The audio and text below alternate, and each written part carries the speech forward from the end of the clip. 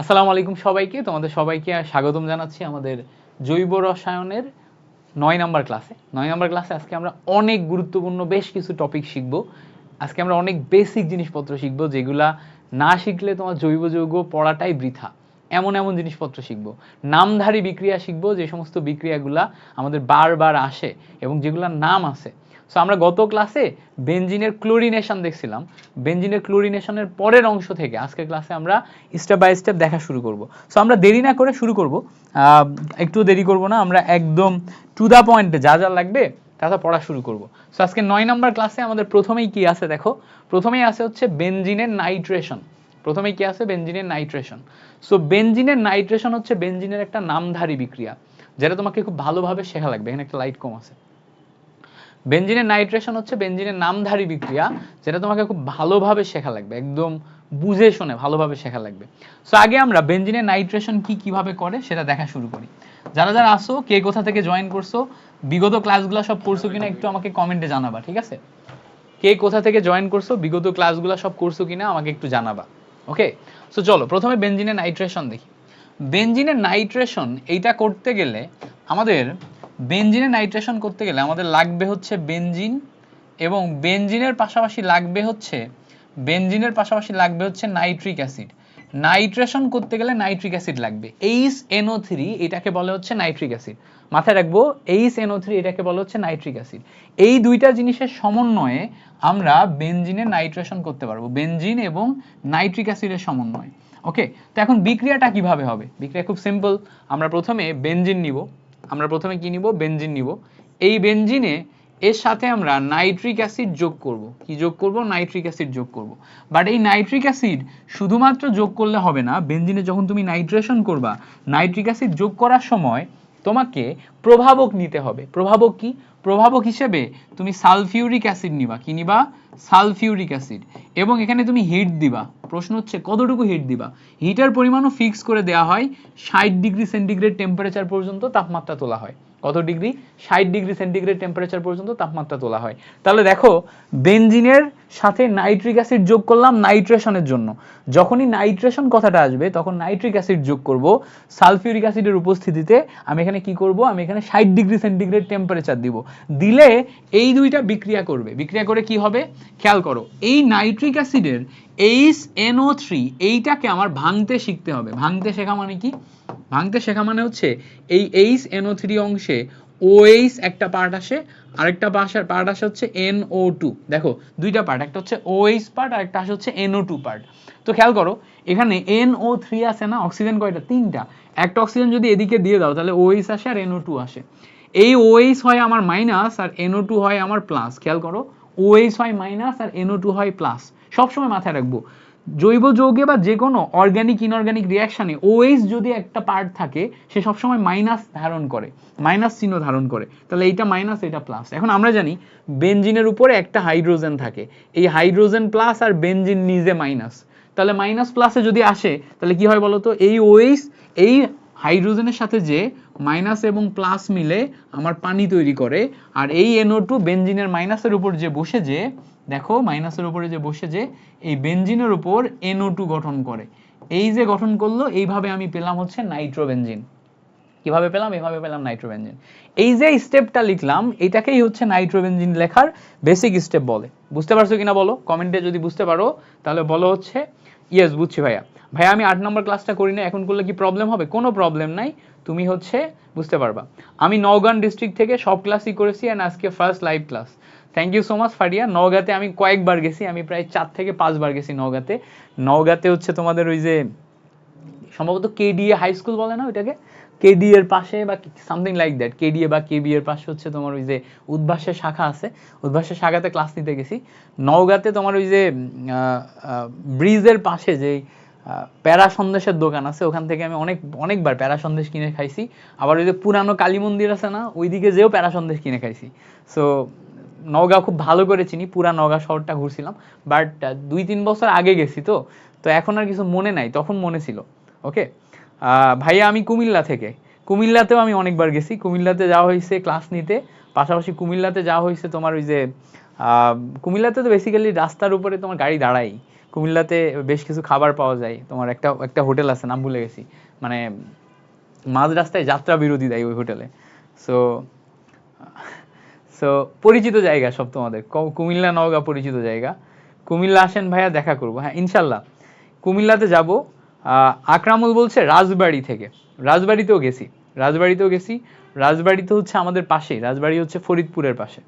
আমি মোটামুটি 35 থেকে 36টা মতো জেলাতে ঘুরছি বাংলাদেশের, 35-36টা জেলাতে ঘোরা হয়েছে।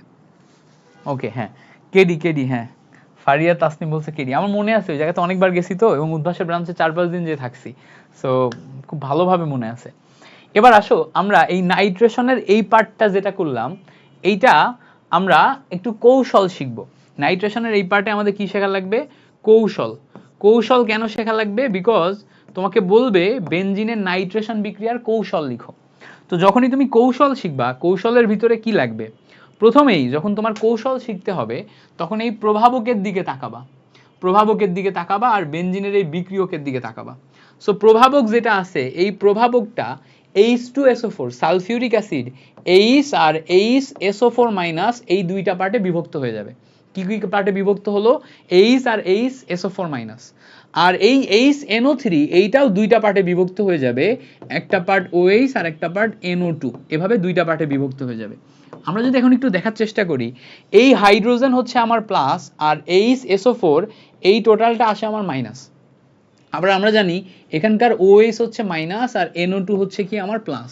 সো এখান থেকে ফাটাফাটি কাটাকাটি করে দেখো, এই OH আর এখানকার হাইড্রোজেন মিলে পানি তৈরি করে, পানি তৈরি করে, তাই না? তাহলে এইটা মিলে যদি আমার পানি তৈরি করে, এইটা আর এটা মিলে যদি পানি তৈরি করে, তাহলে এখানে আমার HSO4 মাইনাস এইটা একটা পার্ট তৈরি হয়, আর NO2 প্লাস এইটা আরেকটা পার্ট তৈরি হয়, তাই না? NO2 প্লাস এটা আরেকটা পার্ট তৈরি হয়, দুইটা পার্ট, একটা বড় প্লাস পার্ট, একটা মাইনাস পার্ট তৈরি হয়। তো এই যে স্টেপটা করলাম, এটাকে বলে হচ্ছে স্টেপ 1। এটাকে কি বলে? এটাকে বলে স্টেপ 1। এবার পরবর্তীতে আসে আমাদের স্টেপ 2। তাহলে স্টেপ 2 তে কি হবে? স্টেপ 2 তে এই যে এই টোটাল যতগুলো উৎপাদ তৈরি হলো, এই উৎপাদগুলোর ভিতরে একটা আছে যেটা আমাদের ক্যাটায়ন। ক্যাটায়ন, এই ক্যাটায়ন মানে হচ্ছে A প্লাস, মানে হচ্ছে এ অ্যাটাক করবে, এ ইলেকট্রন আকর্ষী। A প্লাস মানে এ হচ্ছে ইলেকট্রন আকর্ষী। এই ক্যাটায়ন, এই ক্যাটায়ন, এই ক্যাটায়ন বেনজিনের উপরে এখন অ্যাটাক করবে। এই ক্যাটায়ন NO2 প্লাস এইটা যেটা আমাদের কার্বনিয়াম আয়ন বা কার্বোক্যাটায়ন হলো, এটা আমাদের বেনজিনের উপরে এখন অ্যাটাক করবে। বেনজিনের উপরে অ্যাটাক করলে আমাদের মধ্যবর্তী সিগমা কমপ্লেক্স যৌগ তৈরি হবে। কিভাবে? এই বেনজিনের উপর আমি আগের দিন শিখিয়েছিলাম যে এই সাইড থেকে আমার হাইড্রোজেন বের হয়ে যাবে আর এই সাইড থেকে আমার NO2 প্লাস ঢুকবে। একটা NO2 প্লাস ঢুকতেছে, একটা NO2, একটা হাইড্রোজেন বের হয়ে যাচ্ছে। এই যে গঠনটা হলো, এই গঠনটাকে বলে সিগমা কমপ্লেক্স। এরকম একটা ইউ চিহ্ন দিবা, প্রথমে বেনজিন আঁকবা, দিয়ে নাইট্রোজেন একদিক দিয়ে ঢুকাবা, হাইড্রোজেন একদিক দিয়ে বের করে দিবা। এই জায়গায় মাঝখানে একটা ইউ চিহ্ন এঁকে মাঝখানে প্লাস দিবা। এই যে গঠনটা আঁকলা না, এটা আঁকা শিখতে হবে এভাবে। এটাকে বলা হবে সিগমা কমপ্লেক্স। কমপ্লেক্স, এটাকে বলা হবে সিগমা কমপ্লেক্স। এই সিগমা কমপ্লেক্স বিক্রিয়া করে পরবর্তী ধাপে নাইট্রোজেনটা বেনজিনের উপরে ফিক্স হয়ে যাবে।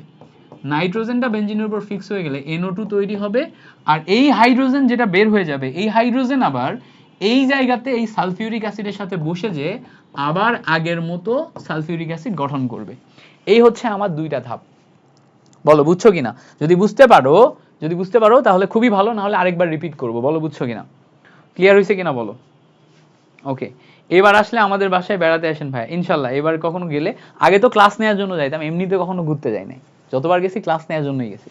তো এমনিতে যদি কখনো ঘুরতে যাই তোমাদের জানাবো, তোমাদের বাসায় হয়তো যাওয়া হবে না, বাট তোমাদের সাথে দেখা করব, ঠিক আছে? আমার খুব ভালো লাগে ঘুরতে। তা আমি হচ্ছে যে নওগাঁ, জয়পুরহাট, তারপর দিনাজপুর, বগুড়া, কুমিল্লা, বাংলাদেশের সব দিকেই গেছি, চিটাগাং, খুলনা, রাজশাহী, সব দিকেই যাওয়া হয়েছে। মানে উত্তরবঙ্গ, দক্ষিণবঙ্গ, পশ্চিমবঙ্গ, যত দিক আছে সব দিকেই টুকটাক ঘোরা হয়েছে। আমার ইউনিভার্সিটি লাইফের ফার্স্ট ইয়ার এবং সেকেন্ড ইয়ার, ইউনিভার্সিটি লাইফের ফার্স্ট ইয়ার এবং সেকেন্ড ইয়ার মানে 2021, 2022 এবং 2023, এই 3 বছর, এই 3টা ইয়ারের মোটামুটি 2.5 বছর, 2.5 ইয়ার কাটছে হচ্ছে উদ্ভাসে ক্লাস নিয়ে, উদ্ভাসে ক্লাস নিয়ে। এরপরে 2023 থেকে 2024 এর মাঝখানে 1 বছর কাটছে আমার 10 MS এ ক্লাস নিয়ে, 10 MS এ পড়াইতাম তখন। এরপরে 2024-এর একটা নির্দিষ্ট সময় এইটা কাটছে হচ্ছে আমার বব ব্যাটলস অফ বায়োলজিতে ক্লাস নিয়ে। এরপরে 2024-এর শেষের দিকে এসে আমি নিজের প্ল্যাটফর্ম খুলছি, এখন আমি বিদ্যার্থীতে ক্লাস নিই। বুঝছো? মানে অভিজ্ঞতা দেখছো? Udvash, 10ms, battles of biology, বিদ্যার্থী, এর সাথে এখন কিন্তু আমি একটু বিপি ড্রিম স্কুলে যুক্ত আছি, ওদের সাথে ক্লাস নিতেছি। আরেকটা প্ল্যাটফর্মের সাথেও আমার কোলাবোরেশনের কথা চলতেছে, এই মাসের 15-20 তারিখের দিকে হয়তো প্রকাশ পাবে। বুঝতে পারছো? আরেকটা প্ল্যাটফর্মের সাথে কোলাবোরেশনের কথা চলতেছে, প্রকাশ পাবে। ওদের ওখানে কেমিস্ট্রি পড়াবো, অ্যাডমিশনে কেমিস্ট্রি পড়াবো। মানে ধরো একটা ভালো কোলাবোরেশন, আমার নিজের যে ব্যাচগুলো আছে এই ব্যাচগুলোর বাইরেও ওদের ব্যাচেও আমাকে পড়াইতে হবে। মানে ধরো আমারটা আমার থাকবে, কোনো সমস্যা নেই, আমারটাতে আমি আমার মতো ভর্তি নিতে পারবো, আমি ওদেরটাতে যেও পড়াই দিব। ওকে, সো কথাবার্তা চলতেছে। তো আমার তো অভিজ্ঞতা অনেক, বাট আমি অনলাইনে খুব বেশি দিনের না, আর আমি খুব স্লো আগাইতে বিশ্বাসী, তো স্লো আগাচ্ছি আর কি। সামনে আরো ভালো কিছু করবো। এখন তো গ্র্যাজুয়েশন শেষ হয়ে গেল, গত মাসে গ্র্যাজুয়েশন শেষ হয়েছে, এখন ফুল ফোকাস ট্রাই করতেছি যে এদিকে দিতে। তো আচ্ছা, এটা বুঝছো কিনা বলো, এটা না বুঝলে এটা না বুঝলে আবার একটু বুঝাই দিই। ভাইয়া সাভার আইসেন, পুষ্প। আমি সাভারেও ক্লাস নিতে গেছি, সাভারেও ক্লাস নিতে গেছি, যে সাভারের যে ব্রাঞ্চটা আছে না, একদম মেইন রোডের সাথে উদ্ভাসের, সাভারেও ক্লাস নিছি। আর সাভারে তো ওই যে স্মৃতিসৌধ থেকে শুরু করে জাহাঙ্গীরনগর ইউনিভার্সিটি এগুলোতে ঘুরছি। এই মাসে জাহাঙ্গীরনগর ইউনিভার্সিটির দিকে একটু বেড়াইতে যাইতে পারি, আমার মন টন খারাপ হইলে জাহাঙ্গীরনগরে যাওয়ার ইচ্ছা আছে, যদি যাই জানায় যাব। ওকে, আমার এরকম হয়, আমি টানা 4 দিন 5 দিন রুম থেকে বের হই না। আমি কিন্তু তোমাদের সাথে একজনও গল্প করি না, আজকে গল্প করতে ইচ্ছা করতেছে, স্লো পড়াবো, অনেক টপিক পড়াবো, তো মাঝে মাঝে একটু গল্প করতে ইচ্ছা করতেছে। আমি কিন্তু এমন হয় টানা 4 দিন 5 দিন রুম থেকে বের হই না, যেমন আমি ট্যুর থেকে বাসায় আসার পরে বিগত 4 দিন আমি বাসা থেকে বের হই নাই। 4 দিন টানা ক্লাস নিতেছি, টানা পড়াচ্ছি, টানা সবকিছু করতেছি। সো এটা হচ্ছে এরকম হয়, 4 দিন 5 দিন 1 সপ্তাহ 10 দিন বের হই না, তারপরে আবার 2-3 দিন ঘোরাঘুরি করি, বাইরে কাজ করি, তারপরে আবার টানা এরকম কাজ করি। তো এইটা কিভাবে করলাম আরেকবার একটু দেখাই দিই, শুরু থেকে বলি। আমাদের কাছে বেনজিন আছে, বেনজিনের নাইট্রেশন করব, নাইট্রেশন করতে গেলে নাইট্রিক অ্যাসিড লাগবে। নাইট্রিক অ্যাসিডের সাথে তোমার সালফিউরিক অ্যাসিড নিতে হবে, 60 ডিগ্রি সেন্টিগ্রেড টেম্পারেচারে তোমার এই জায়গাতে হিট দিতে হবে। যখন তুমি 60 ডিগ্রি সেন্টিগ্রেড টেম্পারেচারে হিট দিবা, তখন এই নাইট্রিক অ্যাসিড ভেঙে দুইটা পার্টে বিভক্ত হবে, একটা হচ্ছে OH আর একটা হচ্ছে NO2। এগুলো কিন্তু লিখে লিখে প্র্যাকটিস করতে হবে, নাহলে তুমি কখনোই মনে রাখতে পারবা না। তো এই যে NO2 এবং OH, এই OH-টা সবসময় মাইনাস, NO2-টা প্লাস। এবার কি করব, এই OH-টা খেয়াল করো, এই বেনজিনের উপরের হাইড্রোজেনকে নিয়ে যে পানি তৈরি করবে, আর NO2-টা বসে যাবে, বসে গেলে আমার তৈরি হবে নাইট্রোবেনজিন। এটা হচ্ছে বেসিক। এখন এই বিক্রিয়াটা কৌশলের দিকে যদি তাকাই, 2 স্টেপে ভাঙে। কয় স্টেপে? 2 স্টেপে। প্রথমে আমার সালফিউরিক অ্যাসিড এবং নাইট্রিক অ্যাসিড একসাথে বিক্রিয়া করে, এইটা প্লাস, এটা প্লাস মাইনাস। তো খেয়াল করো, এই মাইনাস আর এই প্লাস বিক্রিয়া করে পানি তৈরি করে, আর এখানকার মাইনাস আর এখানকার প্লাস ওখানে থেকে যায়। এর ভিতরে প্লাস যেটা আছে, এই প্লাসটাকে বলে হচ্ছে কার্বনিয়াম আয়ন। এটাকে কি বলে? এটাকে বলে কার্বনিয়াম আয়ন। তো কার্বনিয়াম আয়ন যেটা তৈরি হয়, এই কার্বনিয়াম আয়নের বৈশিষ্ট্য হচ্ছে, এই কার্বনিয়াম আয়ন ইলেকট্রোফিলিক, মানে ইলেকট্রনকে আকর্ষণ করে। তো বেনজিনে তখন সে ইলেকট্রোফিলিক বিক্রিয়া দিতে পারে, প্রতিস্থাপন বিক্রিয়া। তো এখানে কি করবে? অ্যাটাক করবে, করে এখান থেকে হাইড্রোজেনটাকে সরিয়ে দেওয়া শুরু করবে। নাইট্রোজেন এক সাইড থেকে ঢুকবে, হাইড্রোজেন এক সাইড থেকে বের হয়ে যাবে। মাঝখানে যে স্টেজটা তৈরি হবে এটাকে বলে সিগমা কমপ্লেক্স। এভাবেই মনে রাখবা। সিগমা কমপ্লেক্স কিভাবে আগাবা? নিচে একটা ইউ চিহ্ন দিবা, মাঝখানে প্লাস দিবা, দিয়ে এইভাবে এক সাইড থেকে ঢুকবে, এক সাইড থেকে বের হবে, এভাবে চিন্তা করবা। তারপরে দেখো, এই হাইড্রোজেন বের হয়ে যায়, সালফিউরিক অ্যাসিডের সাথে যোগ হয়ে যাবে, আর নাইট্রোজেন মাথার উপর স্টেবল হয়ে যাবে। এই ছিল আমাদের নাইট্রেশন বিক্রিয়া। কঠিন নাকি? সিম্পল বিক্রিয়া। আশা করি হচ্ছে আমরা বুঝতে পারছি। ওকে ভাইয়া, সেকেন্ড স্টেপটা আরেকবার রিক্যাপ করেন। হ্যাঁ, সেকেন্ড স্টেপটা বললাম যে এখানে সেকেন্ড স্টেপে আমাদের এই কার্বনিয়াম আয়ন যেটা আছে এটা অ্যাটাক করবে। এর উপরে অলরেডি একটা বেনজিনের উপর একটা হাইড্রোজেন আছে, সেই হাইড্রোজেন এক সাইড থেকে বের হয়ে যাবে, আর নাইট্রোজেন মূলক বা NO2 plus carbonium ion attack করলে এটা ঢুকবে। যখন ঢুকছে আর বের হয়ে যাচ্ছে, তখন এই জায়গায় বন্ড ভেঙে গেছে। এই ভেঙে যাওয়ার কারণে নিচে একটা সিগমা কমপ্লেক্স তৈরি হয়েছে। কি হয়েছে? Sigma complex. এটা এভাবে লিখবা, সিগমা কমপ্লেক্স। ওকে, তারপরে ভেঙে বের হয়ে গেলে ওই H2SO4 উপরের সাথে তৈরি হবে, আর NO2টা এখানে বসে যাবে। এই হচ্ছে আমাদের দুইটা স্টেপ। ওকে, আশা করি ক্লিয়ার করতে পারছি। এটা দেখো, দেখতে কিরকম বাচ্চাদের মতো লাগতেছে না? বাচ্চাদের মতো কি কি আঁকায় রাখছি, বাট এগুলা খুব মজার। এগুলো তুমি যদি একবার বুঝে প্র্যাকটিস করে ফেলতে পারো, পরীক্ষার হলে এইটুকু লিখতে তোমার 3 মিনিটও সময় লাগবে না। তুমি এইটুকু লেখার জন্য সময় পাবা প্রায় পুরো 10 মিনিট, বাট তুমি বুঝলে এটা তোমার লিখতে 3 মিনিটও সময় লাগবে না। এই জন্য কেমিস্ট্রি পরীক্ষা 1.5 ঘন্টাতে দিয়ে 50-এ 50 পাওয়া যায়। ঠিক আছে, কেমিস্ট্রি পরীক্ষা মাত্র 1.5 ঘন্টাতে তুমি 50-এ 50 পাইতে পারো। এরপরে আসো আমাদের পরবর্তী বিক্রিয়া হচ্ছে বেনজিনের সালফোনেশন। সালফোনেশন কিভাবে করে খেয়াল করো। সালফোনেশনের সময় আমরা বেনজিন নিব, এই বেনজিনের সাথে আমরা বিক্রিয়া করাবো সালফিউরিক অ্যাসিডের H2SO4। এখন বেনজিনের সাথে সালফিউরিক অ্যাসিডের বিক্রিয়ার সময় আমরা প্রভাবক হিসেবে এখন আগের মতো সালফিউরিক অ্যাসিডই ব্যবহার করব। সালফিউরিক অ্যাসিডই ব্যবহার করব এবং এখানে কি করব, হিট দিব। এখন প্রশ্ন হচ্ছে ভাইয়া সালফিউরিক অ্যাসিড ব্যবহার করব, তাহলে প্রভাবক হিসেবে সালফিউরিক অ্যাসিড ব্যবহার করলে সেম কাহিনী কি হবে? উত্তর হচ্ছে না। দেখো এই জায়গায় আমাদের সালফিউরিক অ্যাসিড দুইটা না, একটা হচ্ছে বিক্রিয়ায় অংশগ্রহণকারী সালফিউরিক অ্যাসিড আর একটা হচ্ছে প্রভাবক সালফিউরিক অ্যাসিড। দুইটার ভাঙন দুই রকম, ব্যাপারটা কি দেখো, প্রভাবক সালফিউরিক অ্যাসিড যেটা আছে এটা ভাঙে হচ্ছে HSO4H এভাবে, কিভাবে H+ আর HSO4- এভাবে ভাঙে। আর H2SO4 এইটা থেকে কি হয়, এখান থেকে একটা OH আলাদা হয়ে যায়। তাহলে একটা OH আলাদা হয়ে গেলে এখানে একটা অক্সিজেন কমে গেছে, তাহলে এখানে SO3 আর এখান থেকে একটা H এসে এখানে বসে। এখানে যদি তুমি দেখো এই OH মাইনাসে পরিণত হয় আর এইটা প্লাসে পরিণত হয়, তাহলে দেখো দুইটা কিন্তু ভাঙছে দুই রকম ভাবে, একটা হচ্ছে হাইড্রোজেন প্লাস আর একটা হচ্ছে SO4-, তাই না, HSO4-, আর এটা ভাঙতেছে কি OH- আর SO3H+, দুইটা কিন্তু দুই রকম ভাবে ভাঙতেছে। তাহলে এইটা হচ্ছে বিক্রিয়ায় অংশগ্রহণকারী বিক্রিয়ক আর এটা কি, এটা হচ্ছে প্রভাবক, দুইটার ভিতর পার্থক্য আছে। এবার যখন বিক্রিয়া করবে, বিক্রিয়ার সময় কি ঘটবে, এই OH এর উপর থেকে হাইড্রোজেনকে নিয়ে পালিয়ে যেয়ে পানি তৈরি করবে, তাই না, আর এই SO3H এটা বেনজিনের উপর বসে যাবে, বেনজিনের উপর বসে যে যেই যৌগটা তৈরি করবে এইটা হচ্ছে সালফোনেশনের মাধ্যমে তৈরি হওয়া যৌগ। এটা কি, এটা হচ্ছে সালফোনেশনের মাধ্যমে তৈরি হওয়া যৌগ। তাহলে আমরা সালফোনেশন থেকে কি পাইলাম, এই যৌগটা পাইলাম, বুঝতে পারছো? এটাকে বলা হচ্ছে বেনজিন সালফোনোইক অ্যাসিড। নাম কি, নাম হচ্ছে সুন্দর করে লিখলে বেনজিন সালফোনোইক অ্যাসিড। ওকে, এটা হচ্ছে বেনজিন সালফোনোইক অ্যাসিড। তাহলে বেনজিন সালফোনোইক অ্যাসিড যদি জিজ্ঞেস করে তাহলে আমরা এই অংশটা লিখে দিলাম। এবার এটার জন্য আমাদের কি লাগবে, এটার জন্য আমাদের কৌশল লাগবে, তাই না? কৌশল ছাড়া কি বিক্রিয়া হবে? কৌশল ছাড়া বিক্রিয়া হবে না, তো কৌশল লাগবে। কৌশলের ক্ষেত্রে আমাদের স্টেপ বাই স্টেপ বিক্রিয়া হবে। প্রথমে আসবে হচ্ছে স্টেপ 1, স্টেপ 1 লিখতে হবে প্রথমে। স্টেপ 1 এ কি ঘটবে, এই যে দুইটা, একটা বিক্রিয়ক আর একটা প্রভাবক, এদের মাঝখানে ইন্টারচেঞ্জ হবে। কিভাবে দেখো, বিক্রিয়ক যেটা আছে বিক্রিয়কটাকে আমি OH- এবং SO3H এই আকারে লিখতে পারবো, এভাবে লেখা শিখতে হবে। কঠিন লাগলেও এটা লিখে লিখে প্র্যাকটিস করে মুখস্থ করতে হবে, যেটা OH- আর এটা SO3+। এটা কঠিন লাগার কথা না, সিম্পল জিনিস। এটা কঠিন লাগলে তোমার জন্য কিন্তু ইঞ্জিনিয়ারিং না, আর কেমিস্ট্রি পড়াশোনাও তোমার জন্য না। যেইটা সহজ লাগবে সেটা নিয়ে আগাবা, জীবনে যেটা বেশি কঠিন লাগবে ওটা নিয়ে আগাইতে যাবা না। যদি কঠিন লাগে তাহলে ঝামেলা আছে, কঠিন লাগলে ট্রাই করবা অ্যাডজাস্ট করার, অ্যাডজাস্ট হয়ে গেলে তো খুব ভালো, অ্যাডজাস্ট না হলে ট্রাই করবা কোনো রকম ভাবে এইচএসসিটা পার করতে, বাকি লাইফে ক্যারিয়ার করবা অন্য সাবজেক্টে। আচ্ছা, এবার খেয়াল করো, এই সালফিউরিক অ্যাসিডের যে দুইটা পার্ট, এখানে হাইড্রোজেনকে আমি যদি আলাদা করি, হাইড্রোজেন হবে প্লাস আর HSO4 এই পার্টটা হবে মাইনাস। এই দুইটা পার্ট একত্রিত হলে, খেয়াল করো, এই দুইটা পার্ট একত্রিত হলে এই OH আর H দুইটা মিলে পানি তৈরি হবে, পানি তৈরি হবে। তাহলে এখানে এখন আমাদের দুইটা পার্ট থেকে যাচ্ছে, দেখো একটা হচ্ছে SO3H+, আরেকটা পার্ট তৈরি হচ্ছে কি HSO4-, আরেকটা পার্ট কি তৈরি হচ্ছে HSO4-, দুইটা পার্ট।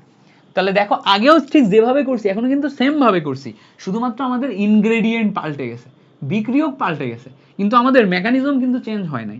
এবার এই জায়গাতে স্টেপ 2 তে আমি যখন যাব, স্টেপ 2 তে যে কি হবে, এখানকার পজিটিভ যে অংশটা আছে, যেটা কার্বোনিয়াম আয়ন বা কার্বোক্যাটায়ন, পজিটিভ যে অংশটা আছে, এই পজিটিভ অংশটা কি করবে, SO3H+ যে অংশটা আছে এইটা আমাদের বেনজিনে এসে অ্যাটাক করবে। কি, কোথায় অ্যাটাক করবে, বেনজিনে।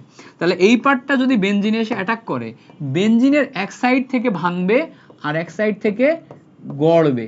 তাহলে দেখো মাঝখানে সিগমা কমপ্লেক্স তৈরি হলো, সিগমা কমপ্লেক্সের জন্য বলছি ইউ লেখা শিখবা, মাঝখানে প্লাস দিবা। তাহলে এক সাইড থেকে ঢুকবে মানে কি, এদিকে একটা দাগ দিয়ে SO3H দিতে পারো, আর এক সাইড থেকে বের হবে মানে হাইড্রোজেন বের হয়ে যাবে। তাহলে এখন তুমি পরবর্তী স্টেজে ঢুকাই দিয়ে একজনকে বের করে দিলে তুমি কি পাবা, বেনজিনের উপরে এখন SO3H পাবা, আর এই হাইড্রোজেন যে আগের সাথে অ্যাডজাস্ট করে আবারও দেখো প্রভাবককে প্রভাবক বানিয়ে দিল। এই হচ্ছে আমাদের কৌশল, একদম সিম্পল মেথড। তুমি এই ভিডিওটা 2 বার 3 বার 4 বার দেখো, তোমার আর কখনো জীবনে ভুল হবে না। আমার মতো করে এভাবে চিন্তা করে তুমি যদি আস্তে আস্তে এটা মাথার ভিতর ঢুকাই ফেলতে পারো। একটু সময় নিয়ে প্র্যাকটিস করা লাগবে, এটা হচ্ছে মেইন কথা। সময় নিয়ে প্র্যাকটিস না করলে আবার হবে না। ক্লিয়ার হয়েছে? আচ্ছা, আশা করি এই ব্যাপারটা বুঝতে পারছো। আরেকবার একটু বলে দিই যে এই বিক্রিয়াটা কেমনে হলো এটা তো বুঝলাম। এই বিক্রিয়াটা হওয়ার পরে এখান থেকে পজিটিভ আয়ন যেটা আছে কার্বনিয়াম আয়নটা বেনজিনের উপর যে অ্যাটাক করবে, কার্বনিয়াম আয়নটা বেনজিনের উপর যে অ্যাটাক করলো, এখানে যে অ্যাটাক করলো এই অ্যাটাকে এক সাইড থেকে SO3H ঢুকবে আর এক সাইড থেকে হাইড্রোজেন বের হয়ে যাবে। সো ঢুকবে এবং বের হয়ে যাবে, মাঝখানে যেই কমপ্লেক্স যৌগটা তৈরি করবে এটাকে বলে সিগমা কমপ্লেক্স। সিগমা কমপ্লেক্স, এই যে সিগমা কমপ্লেক্স, এটা লিখে দিই, সিগমা কমপ্লেক্স। এই সিগমা কমপ্লেক্স যৌগটা তৈরি হওয়ার পর এখান থেকে হাইড্রোজেন বের হয়ে যে সালফিউরিক অ্যাসিডে যোগ হয়ে গেল আর SO3H এখানে বসে গেল, SO3H এখানে বসে গেল। এই হচ্ছে আমাদের টোটাল বেনজিনের কি গেল, সালফোনেশন গেল। আচ্ছা, তাহলে আমরা বেনজিনের সালফোনেশন দেখলাম। এরপরে আমাদের খুবই গুরুত্বপূর্ণ বিক্রিয়া শিখতে হবে, মহা ইম্পর্টেন্ট। এটার উপরে কয়টা ইম্পর্টেন্ট চিহ্ন দিবা জানো? 1000 স্টার দিতে পারো, বাট আমার এখানে তো 1000 ধরবে না, যে কয়টা ধরে এই কয়টা দিয়ে দিলাম। তো 1000 স্টার দিতে পারো, যে কয়টা ধরবে সে কয়টা দাও, আমি এখানে দিয়ে দিলাম এই কয়টা। সো এটাকে বলে বেনজিনের অ্যালকাইলেশন। কি বলে? বেনজিনের অ্যালকাইলেশন। বেনজিনের অ্যালকাইলেশন মানে হচ্ছে এখানে আমরা বিক্রিয়া করার সময় একটা বেনজিন নিব এবং বেনজিনের পাশাপাশি এই বিক্রিয়া করার জন্য আমরা অ্যালকাইল হ্যালাইড নিব। কি নিব? Alkyl halide. এইটা নিব হচ্ছে অ্যালকাইল হ্যালাইড। এখন অ্যালকাইল হ্যালাইড মানে কি? অ্যালকাইল হ্যালাইড মানে হচ্ছে RX। RX কে আমরা বলি হচ্ছে অ্যালকাইল হ্যালাইড, RX কে বলি আমরা অ্যালকাইল হ্যালাইড। এবং এই যে অ্যালকাইলেশন, এই অ্যালকাইলেশন তৈরি হওয়ার যে বিক্রিয়া, এই বিক্রিয়ার একটা নাম আছে। এই বিক্রিয়ার নাম হচ্ছে, খেয়াল করো, এই বিক্রিয়ার নাম হচ্ছে ফ্রিডেল ক্রাফট বিক্রিয়া। বিক্রিয়ার নাম কি? বিক্রিয়ার নাম হচ্ছে ফ্রিডেল ক্রাফট বিক্রিয়া। তাহলে আমরা যেই বিক্রিয়াটা করতেছি এই বিক্রিয়ার নাম হচ্ছে আমাদের ফিডেল ক্রাফট বিক্রিয়া। তাহলে অ্যালকাইলেশনের সময় আমরা যে বিক্রিয়াটা করব এটার নাম কি? ফিডেল ক্রাফট বিক্রিয়া। কি নাম? ফিডেল ক্রাফট বিক্রিয়া। তাহলে আমরা বেনজিনের অ্যালকাইলেশন করতেছি বেনজিন এবং অ্যালকাইল হ্যালাইড নিয়ে, এবং এই বিক্রিয়ার নাম দিছি ফিডেল ক্রাফট বিক্রিয়া। তো অ্যালকাইল হ্যালাইড দিয়ে যখন আমি বিক্রিয়া করব তখনই এটার নাম অ্যালকাইলেশন। অন্য ক্ষেত্রে কিন্তু এটার নাম অ্যালকাইলেশন হবে না, অন্য কিছু হবে। যখন অ্যালকাইল হ্যালাইড দিয়ে করব তখনই নাম আমার অ্যালকাইলেশন। এই কথাগুলো মাথায় রাখতে হবে। এবার দেখো, আমরা যদি বেনজিন নিই, আমরা যদি বেসিক এখানে বেনজিন নিই, এই বেনজিনের উপরে খেয়াল করো, এই বেনজিনের উপরে আমরা যদি অ্যালকাইল হ্যালাইড নিই যে কোনো একটা, যেমন দেখো মিথাইল ক্লোরাইড নিলাম, একটা অ্যালকাইল হ্যালাইড। এই মিথাইল ক্লোরাইডের উপস্থিতিতে এখন যদি আমি বিক্রিয়া করাই, বিক্রিয়া করাইতে গেলে আমাদের প্রভাবক হিসেবে অনাদ্র, মাথায় রাখতে হবে, অনাদ্র অ্যালুমিনিয়াম ক্লোরাইড নিতে হবে। কি নিতে হবে? অনাদ্র অ্যালুমিনিয়াম ক্লোরাইড নিতে হবে। সো অনাদ্র অ্যালুমিনিয়াম ক্লোরাইড নিতে হবে। অনাদ্র কথাটাকে ইংলিশে বলে ড্রাই অ্যালুমিনিয়াম ক্লোরাইড। তুমি অনাদ্র অ্যালুমিনিয়াম ক্লোরাইডও লিখতে পারো, ড্রাই অ্যালুমিনিয়াম ক্লোরাইডও লিখতে পারো। এইটা নিয়ে যদি আমি এখন এখানে হিট দিই তাহলে এখানে বিক্রিয়াটা ঘটবে। তাহলে খেয়াল করো, এখানে আমাদের আরেকটা বোঝার ব্যাপার আছে। বোঝার ব্যাপার কি? বোঝার ব্যাপার হচ্ছে এমসিকিউতে আসে, এমসিকিউতে আসে, এই কথাটা মাথায় রাখবা। এমসিকিউতে আসে ফিডেল ক্রাফট বিক্রিয়ায় প্রভাবক কে? ফিডেল ক্রাফট বিক্রিয়ায় প্রভাবক হচ্ছে অনাদ্র অ্যালুমিনিয়াম ক্লোরাইড বা ড্রাই অ্যালুমিনিয়াম ক্লোরাইড। এই অনাদ্র অ্যালুমিনিয়াম ক্লোরাইড বা ড্রাই অ্যালুমিনিয়াম ক্লোরাইড কিন্তু লুইস অ্যাসিড। এটা কি? এটা কিন্তু আবার লুইস অ্যাসিড। এটার আরেকটা নাম আছে, এটা হচ্ছে লুইস অ্যাসিড। Luis acid. তো লুইস অ্যাসিড সম্পর্কে আমরা পরিবেশ রসায়নে শিখছিলাম, তাই না? তো এই লুইস অ্যাসিডের উপস্থিতিতে বিক্রিয়াটা ঘটবে। এখন এই বিক্রিয়াতে কাহিনী কি ঘটবে? খুব সিম্পল। আমরা জানি ক্লোরিন হচ্ছে মাইনাস। ক্লোরিন কি? ক্লোরিন সবসময় মাইনাস। ক্লোরিন যদি মাইনাস হয় তাহলে CH3 অটোমেটিক প্লাস। আমরা জানি বেনজিনের উপর যে হাইড্রোজেন থাকে সেটা প্লাস। তাহলে এই হাইড্রোজেন আর এই ক্লোরিন একত্রিত হয়ে যে আমাদের এখানে তৈরি করে হচ্ছে হাইড্রোজেন ক্লোরাইড। তাহলে অটোমেটিক CH3 বেনজিনের উপর উঠে যায়। বেনজিনের উপর CH3 উঠে গেলে আমাদের বেনজিনের উপর CH3 বসে। এই CH3 বসলে এইটার নাম হয় হচ্ছে টলুইন। তার মানে আমরা এই যে ফিডেল ক্রাফট অ্যালকাইলেশন করলাম, অ্যালকাইলেশনের বিক্রিয়ায় আমরা পড়লাম হচ্ছে টলুইন, আমরা উৎপন্ন করলাম কি? টলুইন। এমসিকিউ কি কি আসে? প্রথম কথা হচ্ছে অ্যালকাইলেশনে কি কি ব্যবহার হয়? বেনজিন এবং অ্যালকাইল হ্যালাইড। অ্যালকাইলেশনে প্রভাবক কি কি থাকে? অনাদ্র অ্যালুমিনিয়াম ক্লোরাইড। অ্যালকাইলেশনে কি উৎপন্ন হয়? অ্যালকাইলেশনে টলুইন উৎপন্ন হয়। এগুলো মাথায় রাখতে হবে, ঠিক আছে? আচ্ছা, এই অংশগুলো যদি আমরা বুঝতে পারি, এরপরে আমরা আসবো হচ্ছে আমাদের কাঙ্ক্ষিত কৌশলে। মহা ইম্পর্টেন্ট, মুখস্থ করে রাখো, মহা ইম্পর্টেন্ট, এই কথা মনে রাখবা যে অ্যালকাইলেশনের ক্ষেত্রে যে কৌশল এটা পরীক্ষায় আসেই আসে। অ্যালকাইলেশনের যে কৌশল এটা পরীক্ষায় আসেই আসে।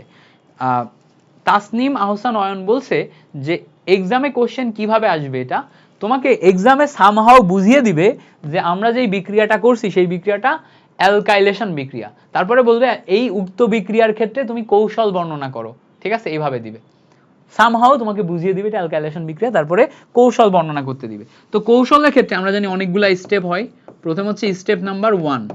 স্টেপ নাম্বার 1 এর ক্ষেত্রে কি ঘটবে, আমরা যেই প্রভাবকগুলা পাবো, দেখো CH3Cl, এই প্রভাবকের সাথে আমরা অ্যালুমিনিয়াম ক্লোরাইড এই দুইটা যোগ করব, তাই না, মানে বিক্রিয়ক এবং প্রভাবক পরস্পর যোগ করব। এবার আমরা এখানে একটা সিম্পল জিনিস জানি, কি জানি, ক্লোরিন আমার মাইনাস আয়ন আর CH3 প্লাস আয়ন। এবার আমাদের এটাও জানতে হবে এই অনাদ্র অ্যালুমিনিয়াম ক্লোরাইডের অ্যালুমিনিয়ামের ডি অরবিটাল ফাঁকা আছে। অ্যালুমিনিয়ামের ডি অরবিটাল কি আছে, ফাঁকা আছে। ফাঁকা থাকার কারণে বাইরে থেকে ইলেকট্রন সে এখানে গ্রহণ করতে পারে, অর্থাৎ এ মুক্ত জোড় ইলেকট্রন গ্রহণ করতে পারে। মুক্ত জোড় ইলেকট্রন গ্রহণ করতে পারলে ক্লোরিনে যেহেতু ইলেকট্রন আছে, এই ক্লোরিনের ইলেকট্রন সহ এই গ্রহণ করে AlCl4 মাইনাস আয়নে রূপান্তর হয়। কেন এটা ঘটলো, এই যৌগটা কেন তৈরি হলো, কারণ এখানে ডি অরবিটাল ফাঁকা আছে যে ইলেকট্রন নিতে পারে, অষ্টক পূরণের জন্য নিবে, হ্যাঁ, অক্টেট ফিল আপের জন্য নিবে। এই ক্লোরিনটা এখানে ঢুকে যাবে, ঢুকে যে AlCl4 মাইনাস হবে, নিবে কেন, অক্টেট ফিল আপের জন্য। আচ্ছা, অক্টেট ফিল আপের জন্য এখানে ঢুকে গেল। অক্টেট ফিল আপের জন্য যখন ঢুকে যাবে তখন এখানে ভালো করে খেয়াল করলে দেখবা, এখানে ভালো করে খেয়াল করলে দেখবা CH3 প্লাস এইটাতে পরিণত হইল, এই অংশটা আমাদের কিসে পরিণত হইল, CH3 প্লাস এই পার্টে পরিণত হলো। এই যে আমাদের আরেকটা পার্ট CH3 প্লাসে পরিণত হইল, এই CH3 প্লাস আমরা জানি স্টেপ 2 তে কি হয় ভাইয়া, CH3 প্লাস আমাদের স্টেপ 2 তে এই CH3 প্লাস বা কার্বনিয়াম আয়ন আমাদের বেনজিনে যে অ্যাটাক করে, কোথায় যে অ্যাটাক করে, বেনজিনে যে অ্যাটাক করে। বেনজিনে যে যদি অ্যাটাক করে, এইটা যখন বেনজিনে যে অ্যাটাক করে, বেনজিনে আমরা মাঝখানে কি পাই, সিগমা কমপ্লেক্স পাই। সিগমা কমপ্লেক্স কিভাবে, ইউ আকৃতি দিয়ে লিখবো, উপরে প্লাস, এক সাইড দিয়ে CH3 ঢুকবে আর এক সাইড দিয়ে হাইড্রোজেন বের হয়ে যাবে। পরবর্তী লাইনে আমরা এখানে বেনজিনের উপর মিথাইল গ্রুপ ফিক্স করে দিতে পারবো, আর এই যে হাইড্রোজেন বের হয়ে যাবে, এই হাইড্রোজেন এখান থেকে ক্লোরিন নিয়ে HCl তৈরি করবে এবং অ্যালুমিনিয়াম ক্লোরাইড আবার আগের জায়গায় চলে আসবে। এখান থেকে হাইড্রোজেন বের হয়ে যে আগের ক্লোরিন নিয়ে HCl তৈরি করবে, অ্যালুমিনিয়াম ক্লোরাইড আগে কোন জায়গায় চলে যাবে, আবার আগের জায়গায় চলে যাবে। এই হচ্ছে আমাদের বেসিক দুইটা স্টেপ। এই দুই স্টেপটা ফলো করে আমরা অ্যালকাইলেশন পরিপূর্ণভাবে করে ফেলতে পারি। বুঝতে পারছো? এই যে সুন্দর একটা বিক্রিয়া বোর্ডে এত সুন্দর করে লিখে দিলাম, তোমরা কখন একটা ছবি তুলে রিভিউ দাও না, আমি সুন্দর করে হাসতেছি, একটা ছবি তুলে নাও, দিয়ে রিভিউ দিবা ক্লাসের, ঠিক আছে, যে ভাইয়া এই জিনিসটা খুব ভালো করে বুঝছি। ওকে, আজকে তোমাদের সাথে মজা করতে ইচ্ছা করতেছে, কেন জানি আজকে আমি অনেক ক্লাস নিছি, হ্যাঁ, ক্লাস নিয়ে আমার মানে গলার অবস্থা এমন যে আমি চাইলেও অনেক ফাস্ট তোমাদের এখন পড়াইতে পারবো না, তো এই জন্য একটু মজা করতেছি আর কি। ওকে, সো এ পর্যন্ত ক্লিয়ার না? এই পর্যন্ত ক্লিয়ার?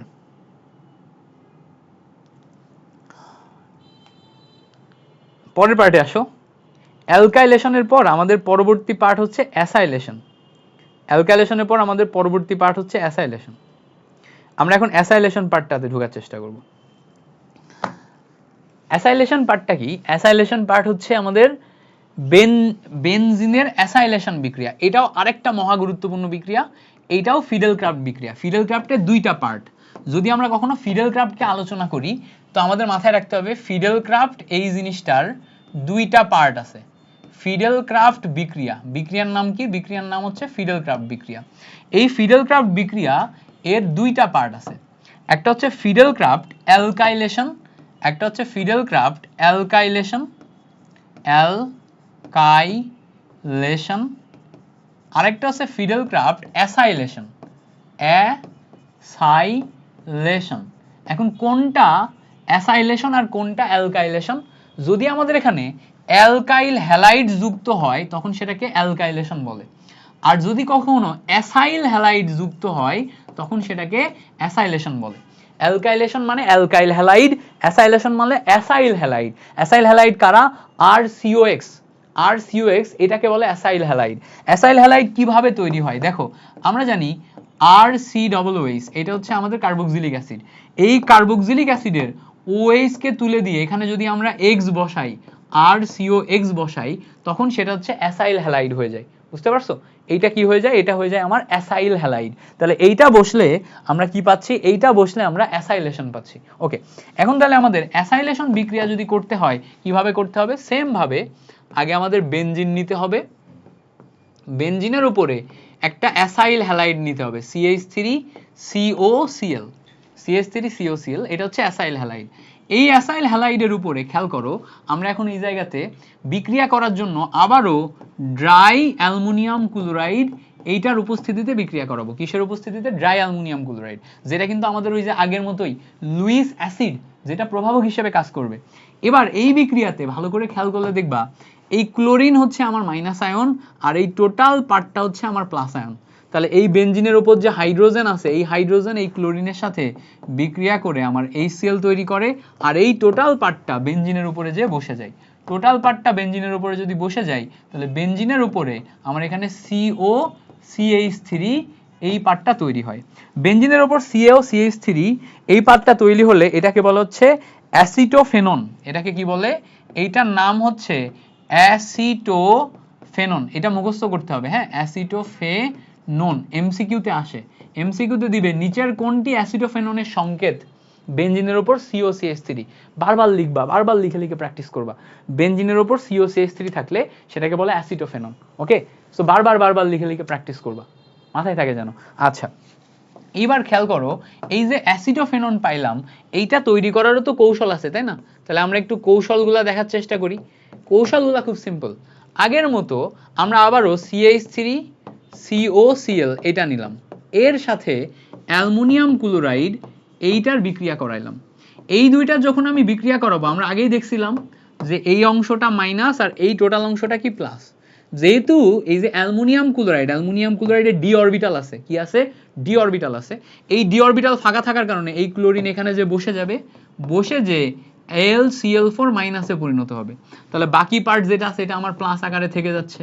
তো প্লাস আকারে থেকে গেলে ভাইজান এইটা তো আমার সেই আগের মতো, কি বলতো, কার্বনিয়াম আয়ন। কার্বনিয়াম আয়নের কাজ কি? কার্বনিয়াম আয়নের কাজ হচ্ছে অ্যাটাক করা। তো এই কার্বনিয়াম আয়ন কোথায় অ্যাটাক করবে? বেনজিনে অ্যাটাক করবে। একদম দেখো সেম প্রসেস। বেনজিনে অ্যাটাক করলে আমি এখানে মাঝখানে সিগমা কমপ্লেক্স দেখাবো, ইউ আকৃতি দিব, প্লাস দিব। এই সাইড থেকে CH3CO ঢুকছে এটা দেখাবো, এই সাইড থেকে হাইড্রোজেন বের হয়ে যাচ্ছে এটা দেখাবো। পরবর্তী লাইনে আমি দেখাই দিব যে বেনজিনের উপরে এই যে COCH3 বসে গেছে, আর এই যে হাইড্রোজেন বের হয়ে গেল, এইটা আমার এই ক্লোরিনের সাথে যে HCl এবং আগের মতো অ্যালুমিনিয়াম ক্লোরাইডকে আবার অ্যালুমিনিয়াম ক্লোরাইড বানিয়ে ফেলছে। এই হচ্ছে আমার সিম্পল স্টেপ। বুঝতে পারছো? মজা না? মজা না? দেখো একদম সিম্পল, একদম সিম্পল।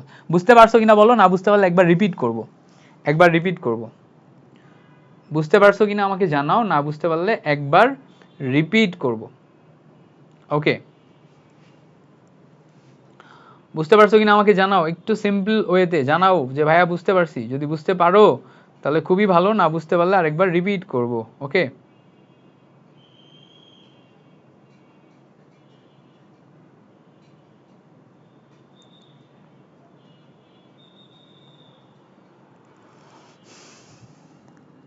ইজি, পারার কথা, আহামনি এমন কিছু না যেটা পারবা না, পারার কথা। সো এটা ছিল আমাদের অ্যাসাইলেশন। বেনজিনের ক্ষেত্রে অ্যাসাইলেশন কিভাবে কাজ করে সেটা। আচ্ছা, বেনজিনের অ্যাসাইলেশনের কে অর্গানিক মজা, হ্যাঁ আসলেই মজা, অর্গানিক আসলেই মজা। হ্যাঁ, তুমি যদি একবার বুঝতে পারো, এই সিম্পল একটা প্রসেস শিখবা, একটা নিয়ম শিখবা, দেখবা গাদা গাদা জায়গায় ওই একই জিনিস কাজে লাগতেছে। একটা নিয়ম, একটা প্রসেস শিখো, বাকি সব জায়গাতে দেখবা একই জিনিস কাজে লাগতেছে। এরপরে দেখো আমাদের পরবর্তী 16 নাম্বার টপিক চলে আসে হচ্ছে টলুইন। তো এখন থেকে আমাদের টলুইন সম্পর্কিত পড়াশোনা করা লাগবে। প্রথমেই আসে টলুইন সম্পর্কিত পড়াশোনা করতে গেলে টলুইন কি জিনিস সেটা আসে। তো টলুইন কি জিনিস এবং টলুইনের রেজোনেন্স এটা খুবই গুরুত্বপূর্ণ। টলুইনের রেজোনেন্স এটা 3 মার্কের কোশ্চেন আসে, হ্যাঁ 3 মার্কের কোশ্চেন আসে গ নাম্বারে। তো টলুইনের রেজোনেন্স গ নাম্বারে যেহেতু দিয়ে দেয়, এটা মুখস্থ করা মাস্ট। তো মুখস্থ কি? বুঝে বুঝে মুখস্থ করতে হবে ডেফিনেটলি। 8-10 বার না লিখলে এটা তুমি পরীক্ষার হলে যে লিখতে পারবা না। তো তুমি আমার সাথে সাথে 8-10 বার লিখবা, হ্যাঁ, আমার সাথে সাথে 8-10 বার লেখা প্র্যাকটিস করবা, আমি যেভাবে বুঝাবো ওভাবে প্র্যাকটিস করবা, তাহলেই হবে। আমার কথাগুলো মনে রাখবা কি ঘটতেছে। হ্যাঁ, একবার শুনে কিন্তু তোমার মনে থাকবে না, তোমার যদি ব্রেনের ভিতরে আমার সাউন্ডটাও মনে রাখতে হয় অন্তত 4-5 বার শোনা লাগবে, তাছাড়া মনে থাকবে না। তো আমরা একটু দেখব টলুইনটা কি জিনিস।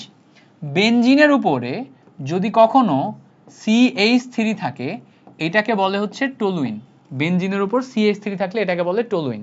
এবার খেয়াল করো তো, এই বেনজিনের উপর CH3 থাকা মানে, বেনজিনের উপরে CH3 থাকা মানে এখানে ডাবল বন্ড আছে, single bond, double bond, single bond, double bond, এই হচ্ছে বেনজিনের উপরে তোমার কনজুগেশন বন্ড।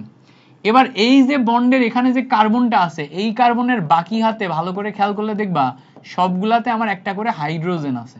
তো সবগুলাতে হাইড্রোজেন থাকলে এখানে সিঙ্গেল বন্ড, সিঙ্গেল বন্ড থাকলে আমি আগের ক্লাসে শিখিয়েছিলাম এরা কি করবে, ইলেকট্রনকে বেনজিন বলয়ে ডোনেট করতে পারবে। এরা ইলেকট্রনকে বেনজিন বলয়ে ডোনেট করে বলে এদেরকে ইলেকট্রন ডোনেটিং গ্রুপ বলে। কি বলে?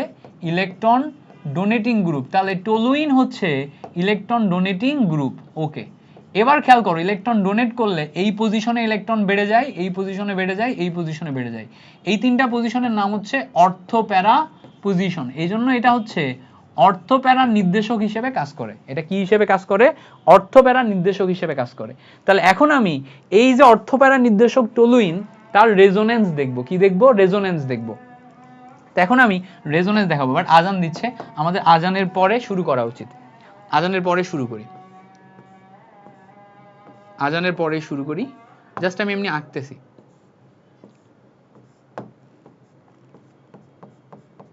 এভাবেই আঁকতে হবে। হ্যাঁ, রেজোনেন্স সবসময় 5 ধাপে দেখাতে হয়, মাথায় রাখবা। রেজোনেন্স সবসময় 5 ধাপে দেখাতে হয়। আচ্ছা, আজান দিচ্ছে, আজানের পরে শুরু করি। রেজোনেন্স সবসময় 5 ধাপে দেখাতে হয়। তোমাদের কোনো প্রশ্ন থাকলে করো, যারা যারা লাইভে আসো প্রশ্ন থাকলে করো।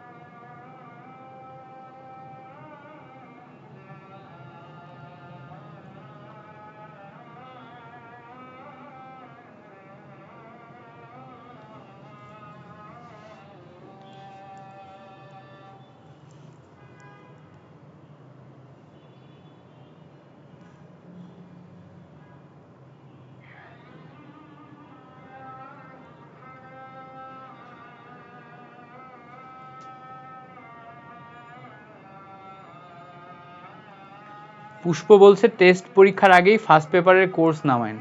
তোমাদের টেস্ট পরীক্ষা কবে বলো তো? টেস্ট পরীক্ষার ডেট দিছে? টেস্ট পরীক্ষার ডেট দিলে তোমাদের ফার্স্ট পেপারের কোর্স নামায় ফার্স্ট পেপার পড়াই দিব, সমস্যা নেই। টেস্ট পরীক্ষা কবে? ফার্স্ট পেপার কোর্স কি এই মাসে নামানো যাবে না পরের মাসে নামাবো? অক্টোবরে নামাই?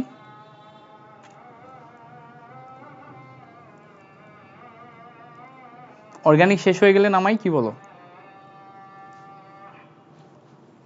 অর্গানিক শেষ হয়ে গেলে নামাই ফার্স্ট পেপার কোর্স।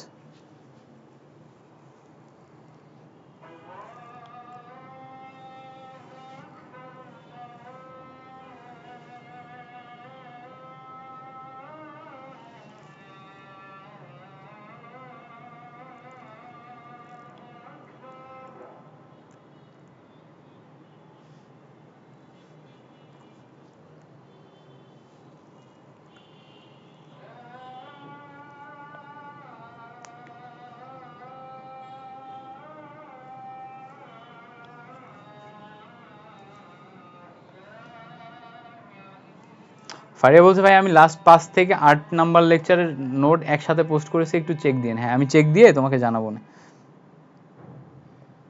ডিসেম্বরের লাস্টে অথবা জানুয়ারির ফার্স্ট উইকে। ওকে, ফার্স্টেই থার্ড চ্যাপ্টারটা নিয়ে, ওকে ফার্স্টেই থার্ড চ্যাপ্টারই নিব, সমস্যা নেই। আচ্ছা, যেখানে ছিলাম আমরা কোথায় ছিলাম? আমরা ছিলাম হচ্ছে বেনজিনের রেজোনেন্স বা টলুইনের রেজোনেন্স। রেজোনেন্স জিনিসটা হচ্ছে অনুরণন। রেজোনেন্স কথাটার মানে হচ্ছে অনুরণন। অনুরণন মানে কি? অনুরণন মানে হচ্ছে এই জায়গায় যেই বন্ড আছে না, এই বন্ডের ইলেকট্রনটা এর ভিতরে নেচে নেচে বেড়াবে, মানে সব জায়গায় ঘুরে বেড়াবে। এই নেচে নেচে বেড়ানো বা ঘুরে বেড়ানো এইটাকে অনুরণন বলে। এখন এটা কিভাবে ঘোরে সেইটা আমরা দেখব 5 ধাপে। কয় ধাপে? 5 ধাপে। তাহলে সবসময় মাথায় রাখবো রেজোনেন্স 5 ধাপে করতে হয়। রেজোনেন্স কয় ধাপে করতে হয়? 5 ধাপে করতে হয়। একটার পর একটা ধাপ আমরা এখন বোঝার চেষ্টা করব। প্রথমেই আসো, এইটা আমাদের প্রথম ধাপ। এটা কয় নাম্বার ধাপ? প্রথম ধাপ। এই প্রথম ধাপে যেই ঘটনাটা ঘটবে, এই জায়গায় যে ইলেকট্রনটা আছে না ভাইয়া, এই জায়গায় হাইড্রোজেনের যে ইলেকট্রনটা আছে না, হাইড্রোজেনের ইলেকট্রনটা হাইড্রোজেন বন্ড ভেঙে নিচে চলে আসবে। কোথায় আসবে? নিচে, এই কার্বনের নিচে এই বন্ড বরাবর চলে আসবে। এই বন্ড বরাবর যদি এই ইলেকট্রনটা চলে আসে, এখান থেকে যদি এখানে চলে আসে, তাহলে এখানে ডাবল বন্ড আর এখানেও ডাবল বন্ড হয়ে যাচ্ছে, মানে এখানেও ডাবল ইলেকট্রন এখানেও ডাবল ইলেকট্রন হয়ে যাচ্ছে। তো এখানে ডাবল ইলেকট্রন এখানে ডাবল ইলেকট্রন হয়ে গেলে এই বন্ডটা স্টেবল থাকবে না। তখন এ বলবে না আমি থাকবো না এখানে, তখন এ কি করবে? এই কোণাতে উঠে যাবে। এ যদি এই কোণাতে উঠে যায় তাহলে প্রবলেম যেটা হবে, এই কোণাতে তোমার ইলেকট্রন মাইনাস আকার ধারণ করবে। কি আকার ধারণ করবে? মাইনাস আকার। আমার কথা বুঝবা, আমি যেই পর্যন্ত যা বলছি আমার কথা বুঝবা, না বুঝলে বলবা ভাইয়া বুঝি নাই। না বুঝলে কি বলবা? বলবা ভাইয়া বুঝি নাই। তাহলে আমি আরেকবার রিপিট করব, ওকে? তাহলে এই জায়গাতে আমার কথা বুঝছো কিনা বলো? এই জায়গাতে আমার কথা বুঝছো কিনা বলো? এই জায়গা থেকে ইলেকট্রন নেমে গেল আর এখান থেকে ইলেকট্রন উঠে গেল, ওকে। এবার এর ঠিক পরের ধাপে কি ঘটবে? এটা হচ্ছে ধাপ 1। এর ঠিক পরের ধাপে কি ঘটবে? এই আমি বেনজিনটা আবার সুন্দর করে আঁকালাম। এই বেনজিনের উপরে এই কার্বন আছে, এই কার্বনের এই সাইড একটা হাত আছে, এই সাইড একটা হাত আছে। এবার বলো তো, এই হাইড্রোজেন নেমে আসছে না নিচে? এই হাইড্রোজেন যেহেতু নেমে আসছে, মানে হাইড্রোজেন তার ইলেকট্রন ছেড়ে দিছে, ফলে এই হাইড্রোজেন প্লাস আয়নে রূপান্তর হয়ে গেছে। আর এই ইলেকট্রনটা নেমে এই জায়গায় চলে আসছে। ইলেকট্রনটা নেমে কোথায় আসছে? এই জায়গায় চলে আসছে। আচ্ছা, এই ইলেকট্রনটা নেমে যেহেতু এই জায়গায় চলে আসছে, তাহলে এই ইলেকট্রন তার এখন এই জায়গায় থাকতে পারবে না। এই ইলেকট্রন তাহলে কোথায় যাবে? এই ইলেকট্রনটা এই কোণায় যে মাইনাস আয়ন ধারণ করবে, এই কোণায় যে কি করবে? মাইনাস আকার ধারণ করবে। তো এটাকে কিভাবে লেখা হয়? এটাকে দুইটা এক জোড়া ইলেকট্রন লেখা হয় এবং উপরে একটা মাইনাস চিহ্ন দেওয়া হয়। এখন যেইটা মাইনাস আকার ধারণ করবে, এই মাইনাস আকার ধারণ করা ইলেকট্রন, এই বন্ডগুলো আগের মতোই আছে, এই মাইনাস আকার ধারণ করা ইলেকট্রন এই কোণাতে আসলে স্টেবল না। সে বলবে আমি এই কোণাতে থাকবো না, আমি এখানে নেমে যাব। এখন এই জায়গায় যদি নেমে আসতে চাই, তাহলে দেখো তো এই জায়গায় ডাবল বন্ড আর এখানে ইলেকট্রন দুইটা একসাথে হয়ে যাচ্ছে না? একসাথে তারা থাকতে পারে না। তাহলে কি করবে? এই কোণাটা মানে এই ডাবল বন্ডের ইলেকট্রন আবার কোণায় উঠে যাবে। তাহলে দেখো একটা নামতেছে একটা উঠতেছে, একটা নামতেছে একটা উঠতেছে। আগেও তাই ঘটলো না? এইটা নামলে এটা উঠলো, এইটা নামলে এটা উঠলো, এটা নামার এটা উঠা দেখাই দিলাম। এবার যখন আবার পরপর হয়ে যাচ্ছে তখন এইটা আবার নেমে যাচ্ছে, এটা আবার উঠে যাচ্ছে। ঠিক আছে? এইটা হচ্ছে আমার 2 নাম্বার ধাপ। কয় নাম্বার ধাপ? 2 নাম্বার ধাপ। এর পরের ধাপে আমরা কি করব? আবার সেম জিনিস লিখবো। কি লিখবো? সেম জিনিস। বেনজিন আঁকলাম, উপরে কার্বন নিলাম, এদিকে একটা হাইড্রোজেন আছে, এদিকে একটা হাইড্রোজেন আছে, এই হাইড্রোজেন প্লাস আকারে আছে, এখানে ডাবল বন্ড আকারে আছে। এবার বলো এই বন্ডটা এখানে থেকে গেল সিঙ্গেল বন্ড, এই ইলেকট্রনটা যদি এখানে নেমে আসে তাহলে এখানে আমার ডাবল বন্ড হয়ে গেল। আর এই ডাবল বন্ডে ইলেকট্রন যদি কোনায় উঠে যায় তাহলে এখানে এক জোড়া ইলেকট্রন হয়ে এটা মাইনাস হয়ে গেল। অলরেডি এখানে আমার একটা ডাবল বন্ড আছে, এই ইলেকট্রনটা তো এখানে থাকবে না, কি করবে এখানে নামার চেষ্টা করবে, নেমে গেল। এখানে নামার চেষ্টা করার পর এবার তুমি একটু বোঝার চেষ্টা করো, এই জায়গায় আমার নামার চেষ্টা করার পর এখানে ডাবল বন্ড হতে যাচ্ছে, আর এখানে অলরেডি ডাবল বন্ড আছে, তাহলে তারা পাশাপাশি থাকবে? থাকবে না, তাহলে এইটা আবার কি করবে, কোনায় উঠে যাবে। এই হচ্ছে আমাদের সিম্পল স্টেপ। এইটা কয় নাম্বার ধাপ? এইটা হচ্ছে আমাদের কাঙ্ক্ষিত 3 নাম্বার ধাপ। 3 নাম্বার ধাপের পরে আমরা এখন যদি 4 নাম্বার ধাপে যাই, 4 নাম্বার ধাপে কি হবে, সিম্পল। 4 নাম্বার ধাপে কি হবে, সিম্পল। এবার আমার এই বেনজিনের উপরে যেই হাইড্রোজেন আছে আমার আগের মতোই থেকে যাচ্ছে, এখানকার হাইড্রোজেন প্লাস এখানে ডাবল বন্ড। অলরেডি আমি এখানে একটা বন্ড পেয়ে গেছি, এই ডাবল বন্ডে ইলেকট্রন এখানে নেমে গেলে এখানে একটা বন্ড পেয়ে যাব, এই ডাবল বন্ডে ইলেকট্রন এখানে নেমে গেলে এখানে একটা বন্ড পেয়ে যাব। আর এই ইলেকট্রনটা যদি কোনায় উঠে যায় তাহলে এই কোনায় মাইনাস হয়ে যাচ্ছে, এক জোড়া ইলেকট্রন মাইনাস হয়ে যাচ্ছে। এই মাইনাস ইলেকট্রন তো এখানে স্টেবল না, তাহলে কি করবে, এটা এই বন্ডে এখানে নেমে যাবে। এই বন্ডে নেমে গেলে ভাইয়া এইটার এটা ডাবল হয়ে যাচ্ছে, ডাবল হওয়া যাবে না, তাহলে এখানকার ডাবল বন্ডের ইলেকট্রন আবার হাইড্রোজেনের কাছে উঠে যাবে। হাইড্রোজেনের কাছে উঠে গেলে পরবর্তী ধাপে, এটা তো 4 নাম্বার ধাপ, পরবর্তী ধাপে আবার যা তাই হয়ে যাবে, আবার যা তাই হয়ে যাবে। দেখো এই ইলেকট্রন হাইড্রোজেনের কাছে উঠে গেছে, এখানে হাইড্রোজেনের কাছে পেয়ে গেছি, এখানে হাইড্রোজেনের কাছে পেয়ে গেছি। ভালো করে খেয়াল করে দেখবা 1 নাম্বার ধাপে যেখানে যেখানে বন্ড ছিল 5 নাম্বার ধাপে ঠিক তার উল্টা পজিশনে বন্ড চলে আসছে। 5 নাম্বার ধাপে ঠিক তার উল্টা পজিশনে বন্ড চলে আসছে। এই হচ্ছে আমাদের 5টা ধাপ, যেই 5টা ধাপে অনুরণন কমপ্লিট করছে। তো এইটা আমাদের কি ফ্রন্ট লাইন না, এদিক বরাবর গেছে না? এটা যেমন এদিক বরাবর গেছে, এরা উল্টা ভাবে এদিক বরাবর আবার ফিরেও আসতে পারে, উল্টা ভাবে এদিক বরাবর আবার ফিরেও আসতে পারে। তাহলে দেখো এদিক বরাবর গেলে লাস্টের লাইন ওইটা পায়, আর ওদিক বরাবর ফিরে আসলে লাস্টের লাইন এটা পায়। তার মানে বেনজিন এইটাও যা ওইটাও তাই। এই জন্য এই দুইটা বেনজিনকে আমরা একত্রিত করে এভাবে গোল চিহ্ন দিই, এটা দিয়ে বুঝাই যে এই পাই ইলেকট্রন যে কোনো জায়গায় থাকতে পারে, মানে এটার অনুরণন হয় বা রেজোনেন্স হয়। বুঝতে পারছো? অনুরণন বা রেজোনেন্স মানে হচ্ছে পাই ইলেকট্রন যে কোনো জায়গায় থাকতে পারে। তাহলে এখানে আমরা ভালো করে খেয়াল করলে দেখবো, আমরা করতেছি কিভাবে, খুব সিম্পল। আমরা এই জায়গার উপরের হাইড্রোজেনটাকে প্রথমে এই ডাবল বন্ডে, এই মাঝখানের বন্ডে নামালাম। এই নামাইলে এখানে দুইটা ইলেকট্রন আর এখানকার ইলেকট্রন সেম হয়ে যাচ্ছে, মানে এখানে ডাবল ডাবল ইলেকট্রন হয়ে যাচ্ছে। ডাবল ডাবল ইলেকট্রন একসাথে থাকতে পারে না, এই জন্য কি করবে, এখানকার ইলেকট্রন এই কোনায় উঠে যাবে। প্রথম ধাপ গেল। 2 নাম্বার ধাপে যে ইলেকট্রন কোনায় উঠে গেছে সেইটাকে আমরা কোনায় মাইনাস আকারে দেখাবো, আর এখানে আমি ডাবল বন্ড দিব। আচ্ছা, এই কোনায় উঠে যাওয়া ইলেকট্রন এখানে স্টেবল না, তাহলে সে কি করবে, নামার চেষ্টা করবে। তাহলে এ নেমে গেল, এ যদি নামতে চায় তাহলে এইটা আর এটা পাশাপাশি হয়ে যাচ্ছে, তাহলে এই বন্ডের ইলেকট্রন আবার কোনায় উঠে যাবে, এই বন্ডের ইলেকট্রন আবার কি হবে, কোনায় উঠে যাবে। তাহলে এই ইলেকট্রন নেমে গেলে এখানে ডাবল বন্ড হয়ে যাচ্ছে, আর এই বন্ডের ইলেকট্রন কোনায় উঠে গেলে কোনায় দেখাই দিলাম। এখন কোনায় উঠে যাওয়া ইলেকট্রন তো স্টেবল না, তাহলে কি করবে, আবার নেমে যাবে।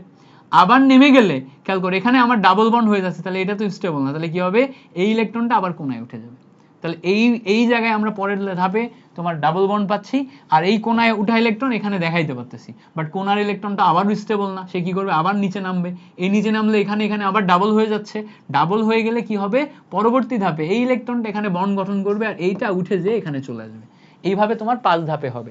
এবার মাথায় রাখবো আমরা 1 নাম্বার ধাপ আর 5 নাম্বার ধাপ চোখ বুঝে লিখতে পারি। কিভাবে?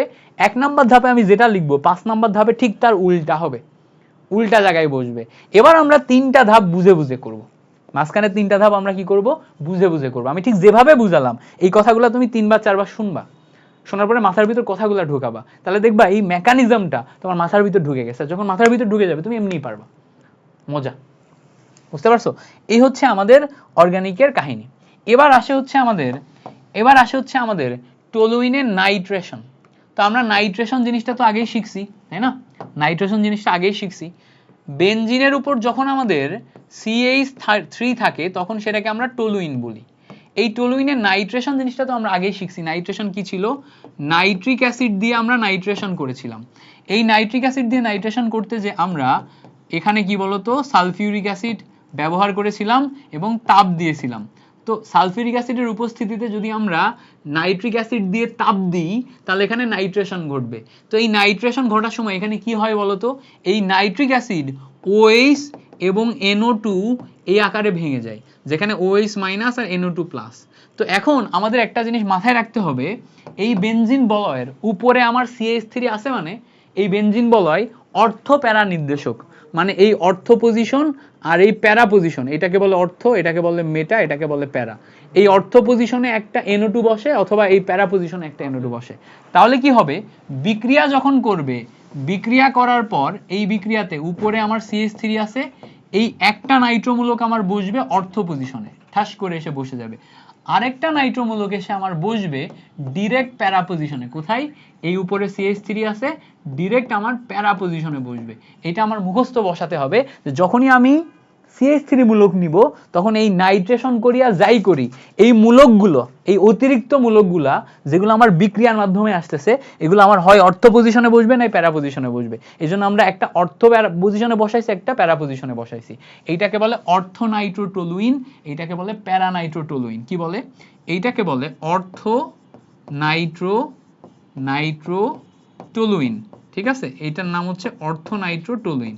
এটার নাম কি, এটার নাম হচ্ছে প্যারা নাইট্রোটলুইন, এটার নাম হচ্ছে প্যারা নাইট্রোটলুইন। বুঝতে পারছো যৌগ দুইটার ভিতর পার্থক্য কি, কেন বসলো এটা বুঝতে পারছো? কারণ হচ্ছে এই CH3 মূলক অর্থ এবং প্যারা পজিশন নির্দেশ করে। যেহেতু CH3 মূলক অর্থ এবং প্যারা পজিশন নির্দেশ করে, এই দুইটা পজিশনে আমরা বসাবো। ওকে, এটা ক্লিয়ার। এবার আসো বেনজিনে টলুইনের ক্লোরিনেশন করি। টলুইনের ক্লোরিনেশন খুব মজার একটা বিক্রিয়া। ক্লোরিনেশন মজার একটা বিক্রিয়া কেন, দেখো আমরা যখন এই জায়গাতে টলুইন নিব, এই জায়গাতে টলুইন নিব, টলুইনের উপরে আমাদের CH3 আছে, তাই না?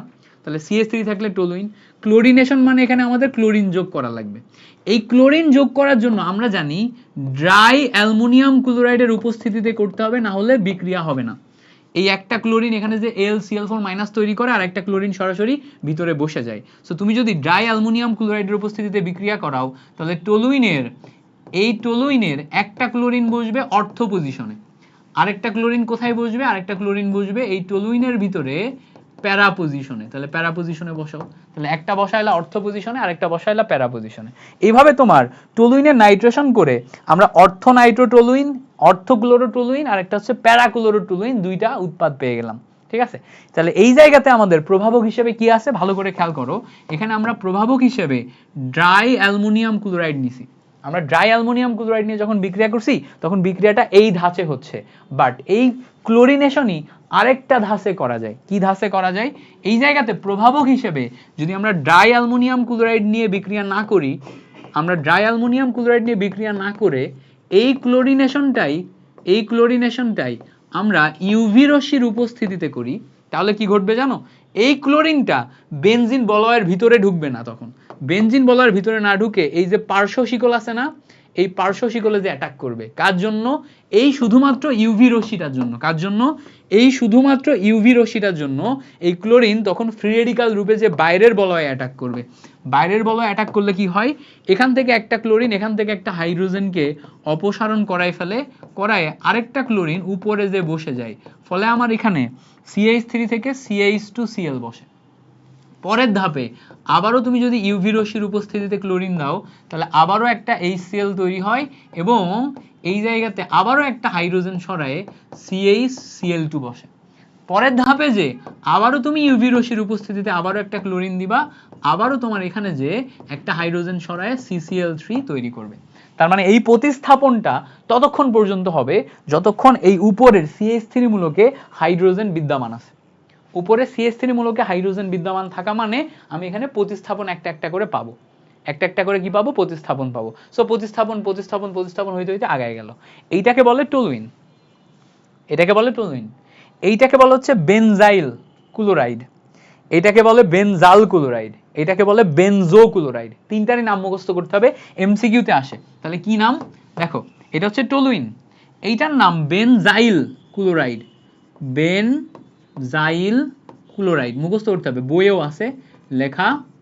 এটার নাম হচ্ছে বেনজাইল ক্লোরাইড। পরেরটার নাম হচ্ছে বেনজাল ক্লোরাইড। কি নাম, বেনজাল ক্লোরাইড। তারপরের নাম হচ্ছে বেনজো ক্লোরাইড, এটার নাম কি, বেনজো। মুখস্থ, তাহলে বেনজাইল বেনজাল বেনজো এভাবে মুখস্থ করতে হবে। বেনজাইল, বেনজাইলে কি ভালো করে খেয়াল করো, কয়টা আছে? 4টা। এটা বড় বেশি, এজন্য 4টা। তারপরে বেনজাল আরেকটু ছোট, আর বেনজো একদম ছোট। ওকে, এভাবে মাথায় রাখবা। তাহলে দেখো আমরা এখানে টলুইনের নাইট্রেশন দেখলাম, নাইট্রেশনের বিক্রিয়া আমরা ইজিলি বুঝতে পারলাম। এরপর আমরা টলুইনের আমরা হচ্ছে দেখলাম। ভাইয়া আজকে কলেজের স্যার সেম টপিক বুঝাইছে, বাট এখন ক্লিয়ার হলো, সেই সেরা। তো খেয়াল করো, আরেকটা হচ্ছে আমরা দেখলাম টলুইনের ক্লোরিনেশন। তো টলুইনের নাইট্রেশন যখন আমি বুঝছি, আমি বললাম টলুইনের উপরে CH3 যে মূলকটা আছে এটা অর্থ এবং প্যারা নির্দেশক। তার মানে বাইরে থেকে কেউ এসে যদি ঢোকে, সে সবসময় অর্থ পজিশনে দিবে অথবা প্যারা পজিশনে দিবে। তো একটা আমার অর্থ পজিশনে দিল, আরেকটা আমার প্যারা পজিশনে দিল, কারণ কি এই নাইট্রো মূলকের প্লাস আয়ন হচ্ছে NO2, এই NO2 যে বেনজিনের ভিতরে বসবে। ওকে, এবার যখন আমি এই সেম টলুইনের ক্লোরিনেশন করব, ক্লোরিনেশন করা মানে ক্লোরিন ঢুকাবো। এখন এই ক্লোরিন কি হবে? একটা ক্লোরিন মাইনাস, একটা ক্লোরিন প্লাস হবে। তো মাইনাস ক্লোরিন তো এটার সাথে চলে যাচ্ছে, তাহলে প্লাস ক্লোরিন এই বেনজিনে এসে বসবে। এখন বেনজিনের কোথায় বসবে ভাইয়া? দেখো, একটা অর্থ পজিশনে বসবে, একটা প্যারা পজিশনে বসবে। অর্থ পজিশনে বসলে এখানে বসলো, আর প্যারা পজিশনে বসলে এখানে বসলো। বাট প্রশ্ন হচ্ছে সবসময় কি ভিতরে ঢুকবে? দেখো, ভিতরে তখনই ঢুকবে, বেনজিনের ভিতরে ক্লোরিনেশনে ক্লোরিন তখনই ঢুকবে যখন আমি ড্রাই অ্যালুমিনিয়াম ক্লোরাইডের উপস্থিতিতে বিক্রিয়া করাবো। এইটা না করাইলে ভিতরে ঢুকবেই না। এইটা না দিয়ে যদি আমি ইউভি রশ্মির উপস্থিতিতে দিই, তখন ভিতরে না ঢুকে আমরা কি দেখবো? আমরা আমার পার্শ্ব শিকল CH3 মূলক যেটা আছে এখানে এসে অ্যাটাক করবে। এখানে এসে অ্যাটাক করলে দেখো এটা CH2Cl হয়, CHCl2 হয়, CCl3 হয়। এটা কি উপরে যে অ্যাটাক করতেছে, ক্লিয়ার? তাহলে একটা ভিতরে অ্যাটাক করলো, আর একটা হচ্ছে উপরে অ্যাটাক করতেছে। সো এই হচ্ছে আমাদের বেসিক কাহিনী। আশা করি ব্যাপারটা বুঝতে পারছো। ওকে, এবার দেখো এই পর্যন্ত যদি আমরা ক্লিয়ারলি বুঝতে পারি, এরপরে আসছে আমাদের টলুইনের সালফোনেশন। এই সেম বিক্রিয়া আমরা কি দেখব? টলুইনের সালফোনেশন দেখব। তাহলে টলুইনের সালফোনেশন কি হবে? একদম সেম ভাবে আমরা এখানে প্রথমে বেনজিন নিব। কি নিব? বেনজিন নিব। বেনজিনের উপরে CH3 নিলে টলুইন। এবার আমরা জানি সালফোনেশন করতে গেলে সালফিউরিক অ্যাসিড নিতে হয়, আমরা আগে দেখছি। শুধু সালফিউরিক অ্যাসিড নিলে হবে? প্রভাবক হিসেবে আমাদের সালফিউরিক অ্যাসিড নিতে হবে এবং এখানে হিট দিতে হবে। এবং আমি বলেছিলাম এই জায়গায় যে দুইটা সালফিউরিক অ্যাসিড আছে, দুইটা দুই ভাবে ভাঙে। এই সালফিউরিক অ্যাসিড ভাঙে হচ্ছে OH মাইনাস আর SO3H প্লাস, এইভাবে SO3H প্লাস এইভাবে, OH মাইনাস এবং SO3H প্লাস এইভাবে। এবার খেয়াল করো, OH মাইনাস এই পার্টটা আমার বেনজিনে যে কি বসবে, আর বেনজিনে যে বসবে এখান থেকে হাইড্রোজেনের সাথে পানি তৈরি করবে। আর SO3H প্লাস একটা অর্থ পজিশনে যে বসবে আর একটা প্যারা পজিশনে বসবে। কেন? কারণ এই যে CH3 এটা তো অর্থ প্যারা নির্দেশক। তাহলে বিক্রিয়া শেষে আমি এই টলুইনের উপরে আমি OH পাই, CH3 পাচ্ছি। উপরে আমি কি পাচ্ছি? CH3 পাচ্ছি। এই CH3 এর সাথে SO3H একটা আমার অর্থ পজিশনে বসে যাচ্ছে। কেন? কারণ SO3H প্লাস বাইরে যে অ্যাটাক করে, তাই না? ইলেকট্রোফিলিক। ওকে, আরেকটা বসতেছে, খেয়াল করো, এই যে বেনজিনটা আমি নিলাম, বেনজিনের উপরে আমার CH3 আছে, এই SO3 একটা কোথায় বসতেছে? প্যারা পজিশনে বসতেছে। তাহলে SO3 কেন এটা বুঝছি তো? SO3 কেন এটা কিন্তু অনেকে মনে রাখতে পারে না, হ্যাঁ, যে এখানে SO3 হবে। হ্যাঁ, এই পার্টটাই আমরা সালফোনেশনে SO3 বসাবো, এটা মনে রাখতে পারে না। কেন? আমি কিন্তু বুঝাই দিছি যে OH মাইনাস আর SO3 প্লাস। OH সবসময় মাইনাস হয় আর SO3 কি হয়? প্লাস হয়। এই দুইটা মিলাও, দেখো সালফিউরিক অ্যাসিড আসবে। ওকে, এই হচ্ছে আমাদের কাহিনী। আমরা কিন্তু এইসব বিক্রিয়ার কৌশল আগেই শিখে আসছি। সো সেম কৌশলে বিক্রিয়া ঘটবে। আমাদের কৌশল এগুলার লাগবে না, ওখানে যেগুলো শিখে আসছে ওখানেই এনাফ, ওগুলাই আসে, এখানে কৌশল দেয় না। আচ্ছা, এবার দেখো টলুইনের যদি আমাদের ফিডেলক্রাফট অ্যালকাইলেশন করতে বলে তাহলে কিভাবে হবে? ফিডেলক্রাফট অ্যালকাইলেশন, দেখো আমাদের দুইটা পার্ট, একটা হচ্ছে অ্যালকাইলেশন আর একটা হচ্ছে অ্যাসাইলেশন। তাহলে অ্যালকাইলেশন করতে গেলে আমরা বেনজিন নিব, খেয়াল করো, বেনজিন নিব, এই বেনজিনের উপরে আমরা কি নিব? CH3 নিব। বুঝবা জিনিসটা, বেনজিনের উপর আমরা CH3 নিব। এই CH3 এর উপরে এবার যখন আমি অ্যালকাইলেশন করব তখন আমার অ্যালকাইল হ্যালাইড নিতে হবে। কি নিতে হবে? অ্যালকাইল হ্যালাইড নিতে হবে। এই অ্যালকাইল হ্যালাইড নেওয়ার পর আমি যদি এখানে ড্রাই অ্যালুমিনিয়াম ক্লোরাইড নিয়ে এইটার উপস্থিতিতে বিক্রিয়া করাই, কেন? ওই যে অ্যালকাইলেশনে আমাদের ড্রাই অ্যালুমিনিয়াম ক্লোরাইড নেওয়া লাগে, সাথে আমাদের কি CH3Cl নেওয়া লাগে। ড্রাই অ্যালুমিনিয়াম ক্লোরাইডের উপস্থিতিতে যদি আমি CH3Cl নিই, তাহলে ঘটনা কি ঘটবে? এখান থেকে একটা হাইড্রোজেন এসে এই ক্লোরিনের সাথে HCl বের করে দিবে, আর এই CH3 এখানে এসে বসবে। বাট CH3 কোথায় বসবে ভাই? দুইটা পজিশনে বসতে পারে, একটা অর্থ আর একটা প্যারা। তাহলে অর্থ পজিশনে যদি তুমি বসাও, ঠিক আছে, এখানে আমার অলরেডি CH3 আছে আর এখানে আমাদের অর্থ পজিশনে আরেকটা CH3 আছে, দুইটা মিথাইল মূলক যদি বসে তখন সেটাকে বলে জাইলিন, সেটাকে কি বলে, জাইলিন। তো এটা যেহেতু অর্থ পজিশনে বসছে, এটার নাম হচ্ছে অর্থোজাইলিন। এটার নাম কি? এটার নাম হচ্ছে অর্থোজাইলিন। এবার তাহলে খেয়াল করো, আরেকটা বসতে পারে কোন পজিশনে, আরেকটা প্যারা পজিশনে বসতে পারে। উপরে আমরা CH3 বসাই দিলাম, আরেকটা CH3 অর্থ মেটা প্যারা, প্যারা পজিশনে বসাই দিলাম। প্যারা পজিশনে বসলে এটাকে বলা হচ্ছে প্যারাজাইলিন, ঠিক আছে। তাহলে একটা হচ্ছে আমার অর্থোজাইলিন, আরেকটা কি, আরেকটা হচ্ছে আমার প্যারাজাইলিন। আচ্ছা, এই হচ্ছে আমার কাহিনী। এবার এই অর্থোজাইলিন এবং প্যারাজাইলিন ছাড়াও আমরা অ্যালকাইলেশনের মাধ্যমে মেটাজাইলিন তৈরি করতে পারি। কি পারি? মেটাজাইলিন তৈরি করতে পারি। মেটাজাইলিন তৈরি করার বিক্রিয়া ব্যতিক্রম, এক্সেপশনাল বিক্রিয়া। আমি একটু একটা এক্সট্রা পেজ নিয়ে মেটাজাইলিন দেখাই দিই, নাকি এখানে আমাদের মেটাজাইলিনের জায়গা আছে? হ্যাঁ, মেটাজাইলিনের আমি আলাদা করে জায়গা রাখছি। দেখো, মেটাজাইলিনের বিক্রিয়াটা আমার হচ্ছে এক্সেপশন বিক্রিয়া। এটা কি? এটা হচ্ছে ব্যতিক্রম বিক্রিয়া। এটা হচ্ছে ব্যতিক্রম বিক্রিয়া। সো ব্যতিক্রম কেন? ব্যতিক্রম কারণ হচ্ছে আমরা এই যে টলুইনটা নিলাম, এই টলুইনের উপর CH3 আছে না, এখানে আমি ক্লোরিনেশনই করব, CH3 মানে ইয়াই করব, ওই যে অ্যালকাইলেশনই করব CH3Cl নিয়ে। বাট যখন আমি ড্রাই অ্যালুমিনিয়াম ক্লোরাইড নিব, এইটাকে আমি অধিক পরিমাণ নিব। কি পরিমাণ? অধিক পরিমাণ, মানে এত বেশি নিব যে বিক্রিয়ার উপর একটা নেগেটিভ প্রভাব ফেলবে। সেই নেগেটিভ প্রভাবের কারণে, এই অধিক ড্রাই অ্যালুমিনিয়াম ক্লোরাইড নেয়ার কারণে এই CH3 মূলক অর্থ অথবা প্যারা পজিশনে না যে ব্যতিক্রম ভাবে এ মেটা পজিশনে যাবে। কোন পজিশনে যাবে? এই মেটা পজিশনে যাবে। এই মেটা পজিশনে যাওয়ার কারণে আমাদের এখানে তৈরি হবে হচ্ছে মেটাজাইলিন। এই মেটা পজিশনে যাওয়ার কারণে এখানে আমাদের তৈরি হবে কি? মেটাজাইলিন। এই হচ্ছে আমাদের মেটাজাইলিনের বিক্রিয়া। বুঝতে পারছো? এটা কি? এটা হচ্ছে আমাদের মেটাজাইলিনের বিক্রিয়া। তাহলে আগে গেল আমাদের অর্থোজাইলিন, এখন গেল আমাদের মেটাজাইলিন। ওকে, সো মেটাজাইলিন আমাদের ক্লিয়ার হইছে। মেটাজাইলিন ক্লিয়ার হইলে তাহলে আমাদের ফিডেলক্রাফট অ্যাসাইলেশন আমরা যদি দেখি, অ্যাসাইলেশন কিভাবে হবে? সেম টলুইনের ফিডেলক্রাফট অ্যাসাইলেশনে আমরা প্রথমে টলুইন নিব। কি নিব? প্রথমে আমরা টলুইন নিব। এই টলুইনের পরে আমরা অ্যাসাইল ক্লোরাইড নিব। অ্যাসাইল ক্লোরাইড মানে কি? CH3COCl, এই যৌগকে বলে অ্যাসাইল ক্লোরাইড। এটাকে যখন বিক্রিয়া করাবো ড্রাই অ্যালুমিনিয়াম ক্লোরাইডের উপস্থিতিতে, তখন এই যে ক্লোরিন, এই ক্লোরিনটা বের হয়ে যাবে। এটা সরাসরি দুইটা পজিশনে বসবে। একটা হচ্ছে আমাদের এই বেনজিনের সাথে COCH3 পজিশনে বসবে, যেটা অর্থ পজিশন। আরেকটা বসবে হচ্ছে আমাদের প্যারা পজিশনে, না মেটা পজিশনে, প্যারা পজিশনে। আরেকটা বসবে হচ্ছে প্যারা পজিশনে, COCH3। এই হচ্ছে আমাদের দুইটা উৎপাদ। দেখো, আমরা কিন্তু ওই যা বোঝার তখনই বুঝছি, বাকি কিন্তু আমরা এখন মুখস্থ বসাচ্ছি। আমরা জাস্ট ফ্যাক্টরটা দেখতেছি যে K plus K minus K কোথায় বসবে, আর আমরা কিন্তু এসব যৌগগুলো মুখস্থ লিখছি।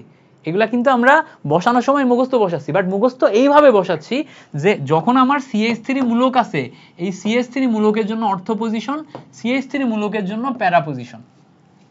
বুঝতে পারছো? এইভাবে মুখস্থ বসাচ্ছি, বা এইভাবে নিয়ম মেনে মুখস্থ বসাচ্ছি, একদম আন্দাজে কিন্তু বসাচ্ছি না। এই বিক্রিয়া না বুঝে আবার মুখস্থ করা যাবে না, যে কোনটা কি ধরনের আচরণ করবে সেটা না বুঝে আবার মুখস্থ করা যাবে না, আচরণটা বুঝে তারপরে মুখস্থ করতে হবে। ওকে, তাহলে আমরা এখানে মেটাজাইলিন দেখলাম। এরপরে দেখো, আমাদের একটা খুব সুন্দর ব্যতিক্রমী বিক্রিয়া আছে, সেটা হচ্ছে টলুইনের পার্শ্ব শিকলে জারণ। টলুইনের পার্শ্ব শিকলে জারণ দুই প্রকার। নাম্বার ওয়ান হচ্ছে তীব্র জারণ। নাম্বার ওয়ান কি? নাম্বার ওয়ান হচ্ছে তীব্র জারণ, আর নাম্বার টু হচ্ছে মৃদু জারণ। নাম্বার টু হচ্ছে মৃদু জারণ। তো তীব্র জারণ মানে কি? তীব্র জারণ মানে হচ্ছে এই টলুইনের পার্শ্ব শিকল যেটা আছে, পার্শ্ব শিকল মানে CH3, এইটাকে যদি আমি এখন জারণ করি, জারণ করা মানে জায়মান অক্সিজেন দিয়ে বিক্রিয়া করানো। এখন জায়মান অক্সিজেন দিয়ে তীব্র জারণ কে কে করতে পারে? যেমন ধরো K2Cr2O7 এর সাথে পটাশিয়াম হাইড্রোক্সাইড, এই দুইটা যে জারকটা উৎপন্ন করে সেটা তীব্র জারণ ঘটায়। তো তীব্র জারণ ঘটালে কি হয় জানো? এই যে CH3 মূলকটা আছে না, এই CH3 মূলক জারিত হয়ে COOH এ রূপান্তর হয়। এটা হচ্ছে তীব্র জারণের উদাহরণ। যখনই জারণটা তীব্র হবে তখন এইটা CH3 মূলক থেকে COOH এ রূপান্তর ঘটবে। তো CH3 মূলক থেকে যদি COOH এ রূপান্তর হয়, তাহলে বেনজিনের উপর আমার এই যে CH3 মূলক, এটা COOH এ রূপান্তর হবে। ফলে টলুইন থেকে আমার বেনজোইক অ্যাসিডে রূপান্তর হয়ে যাবে। বুঝতে পারছো? বেনজোইক অ্যাসিডে রূপান্তর হয়ে যাবে। এবার তাহলে মৃদু জারণের ক্ষেত্রে কি ঘটবে? মৃদু জারণের ক্ষেত্রে আমাদের এই যে বেনজিনের উপর CH3 মূলক আছে না, এই CH3 মূলক একটা মৃদু জারকের মাধ্যমে তোমার জারণ ঘটবে। তো মৃদু জারক কারা? মৃদু জারক যেমন হচ্ছে ক্রোমিক ক্লোরাইড হচ্ছে একটা মৃদু জারক, Cr2O2Cl2 সামথিং লাইক দ্যাট, দাঁড়াও ভুলে গেছি, হ্যাঁ CrO2Cl2, CrO2Cl2 ঠিক আছে। এর সাথে দ্রাবক হিসেবে আমরা CCl4 নিতে পারি, কিংবা আমরা পানি দিয়ে হিট দিয়ে আদ্র বিশ্লেষণ করতে পারি। করলে এখানে যে জারকটা তৈরি হয় ওইটা জারকটা দুর্বল জারক। সো দুর্বল জারক কি করবে? এই CH3 মূলককে দুর্বল জারক হওয়ায় CHO মূলকে রূপান্তর করতে পারে। তাহলে দেখো, শক্তিশালী জারকে CH3 থেকে COOH, আর দুর্বল জারকে CH3 থেকে CHO, এই CH3 থেকে CHO। তাহলে দেখো এই জায়গাতে বেনজিনের এই পার্শ্ব শিকলে জারণ ঘটে CHO তে রূপান্তর হয়ে যায়। তাহলে এটা থেকে এই জায়গায় গেল, বুঝতে পারছো? এই যে বিক্রিয়াটা, এই বিক্রিয়াটার একটা নাম আছে, এই বিক্রিয়াটার নাম হচ্ছে ইটার্ড রিঅ্যাকশন। মাথায় রাখবো, এই বিক্রিয়াটার নাম হচ্ছে ইটার্ড রিঅ্যাকশন, ইটার্ড রিঅ্যাকশন। তাহলে দেখো এই যে জারণ দুই প্রকারে করলাম আমরা, টলুইনে যে দুই প্রকার টলুইন দেখলাম না, টলুইনে যে জারণ দেখলাম না, দুই প্রকার দেখলাম। একটা হচ্ছে তীব্র জারণ, আরেকটা হচ্ছে মৃদু জারণ। তীব্র জারণে CH3 থেকে COOH রূপান্তর করছি, মৃদু জারণে CH3 থেকে CHO তে রূপান্তর করছি। এই দুইটা স্টেপে আমরা টোটাল বিক্রিয়াটা সম্পন্ন করে ফেলছি। ক্লিয়ারিটি বুঝতে পারছো? মাথার ভিতরে ঢুকছে? মজা লাগতেছে না কঠিন লাগতেছে বলো? আজকে কি আর পড়াবো নাকি শেষ করে দিব বলো? আমাদের আরেকটা টপিক আছে ফেনল, আজকে ফেনল পড়ানোর ইচ্ছা আছে, যদি পড়াইতে বলো তাহলে পড়াবো, না হলে শেষ করে দিব। আমাদের আরেকটা টপিক আছে ফেনল, ফেনলের এখন আমাদের রেজোনেন্স দেখতে হবে, তারপরে 2-3টা বিক্রিয়া আছে। পড়াবো না শেষ করে দিব বলো? যদি পড়াইতে বলো তাহলে পড়াবো, আর না হলে নেক্সট ক্লাসে টোটাল বেনজিন শেষ করে দিব। আমাদের আর হচ্ছে 4টা মতো ক্লাস লাগবে, 4টা মতো ক্লাস লাগবে, তাহলে শেষ হয়ে যাবে। এখন বলো পড়াবো না শেষ করে দিব? অনেকটাই পড়াই ফেলছি। এই 1 ঘন্টা 6 মিনিট হয়েছে, পড়ানো যায়? 1 ঘন্টা 6 মিনিট পড়ানো যায়, খুব বেশিও হয় না। আচ্ছা, প্রভাত বলছে পড়ান ভাইয়া, পড়ান ভাইয়া, মজা লাগতেছে। আরে সেই এরকম স্টুডেন্টই তো দরকার যারা ফিল করতে পারবে। ঠিক আছে, তাহলে আরেকটা আজকে শেষ করে দিই, এটা রেজোনেন্স গুলা এবং হচ্ছে ফেনল পর্যন্ত আজকে শেষ করে দিই। এবার দেখো আমাদের পরের পার্ট যেটা আছে, এটা হচ্ছে আমাদের ফেনল। আমাদের পরের পার্টে ফেনলের রেজোনেন্স শিখতে হবে। ফেনলটা কি? ফেনলটা হচ্ছে আমরা যখন বেনজিন নিব এবং এই বেনজিনের উপরে আমাদের OH মূলক থাকবে, তখন এটাকে ফেনল বলে। বেনজিনের উপর OH মূলক থাকলে সেটাকে আমরা কি বলি? ফেনল বলি। এটা আমাদের আগে মুখস্থ করতে হবে। এখন ফেনলের রেজোনেন্স যখন তুমি দেখবা, এটাও আগের মতো 5 ধাপে হবে। কয় ধাপে হবে? 5 ধাপে হবে।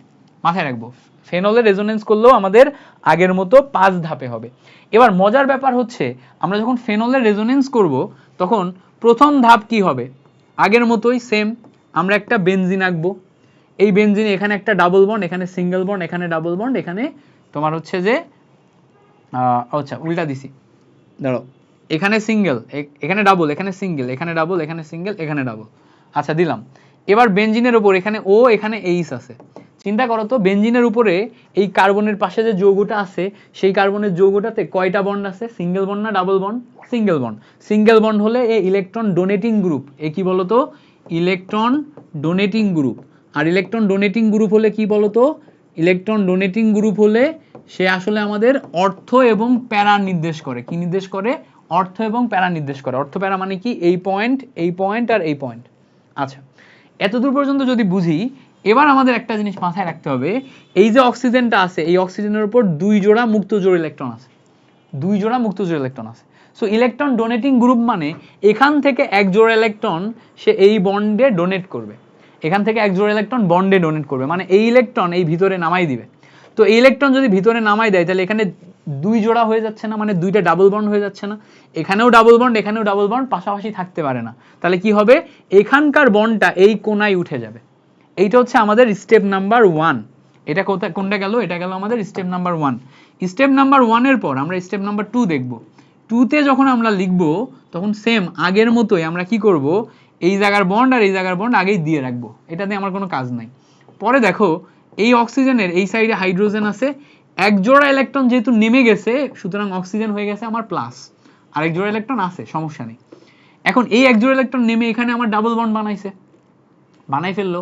এবার চিন্তা করো তো এই ইলেকট্রন তো এই কোনায় উঠে গেছে, তাহলে এই ইলেকট্রন কোনায় তুলে দিলাম, তুলে দিলে এটা কি মাইনাস। এখন বলো তো এই ইলেকট্রনটা কি কোনায় থাকতে পারবে? পারবে না, এ তো স্টেবল না। তাহলে এই কি করবে, এই জায়গায় আবার নেমে যাবে।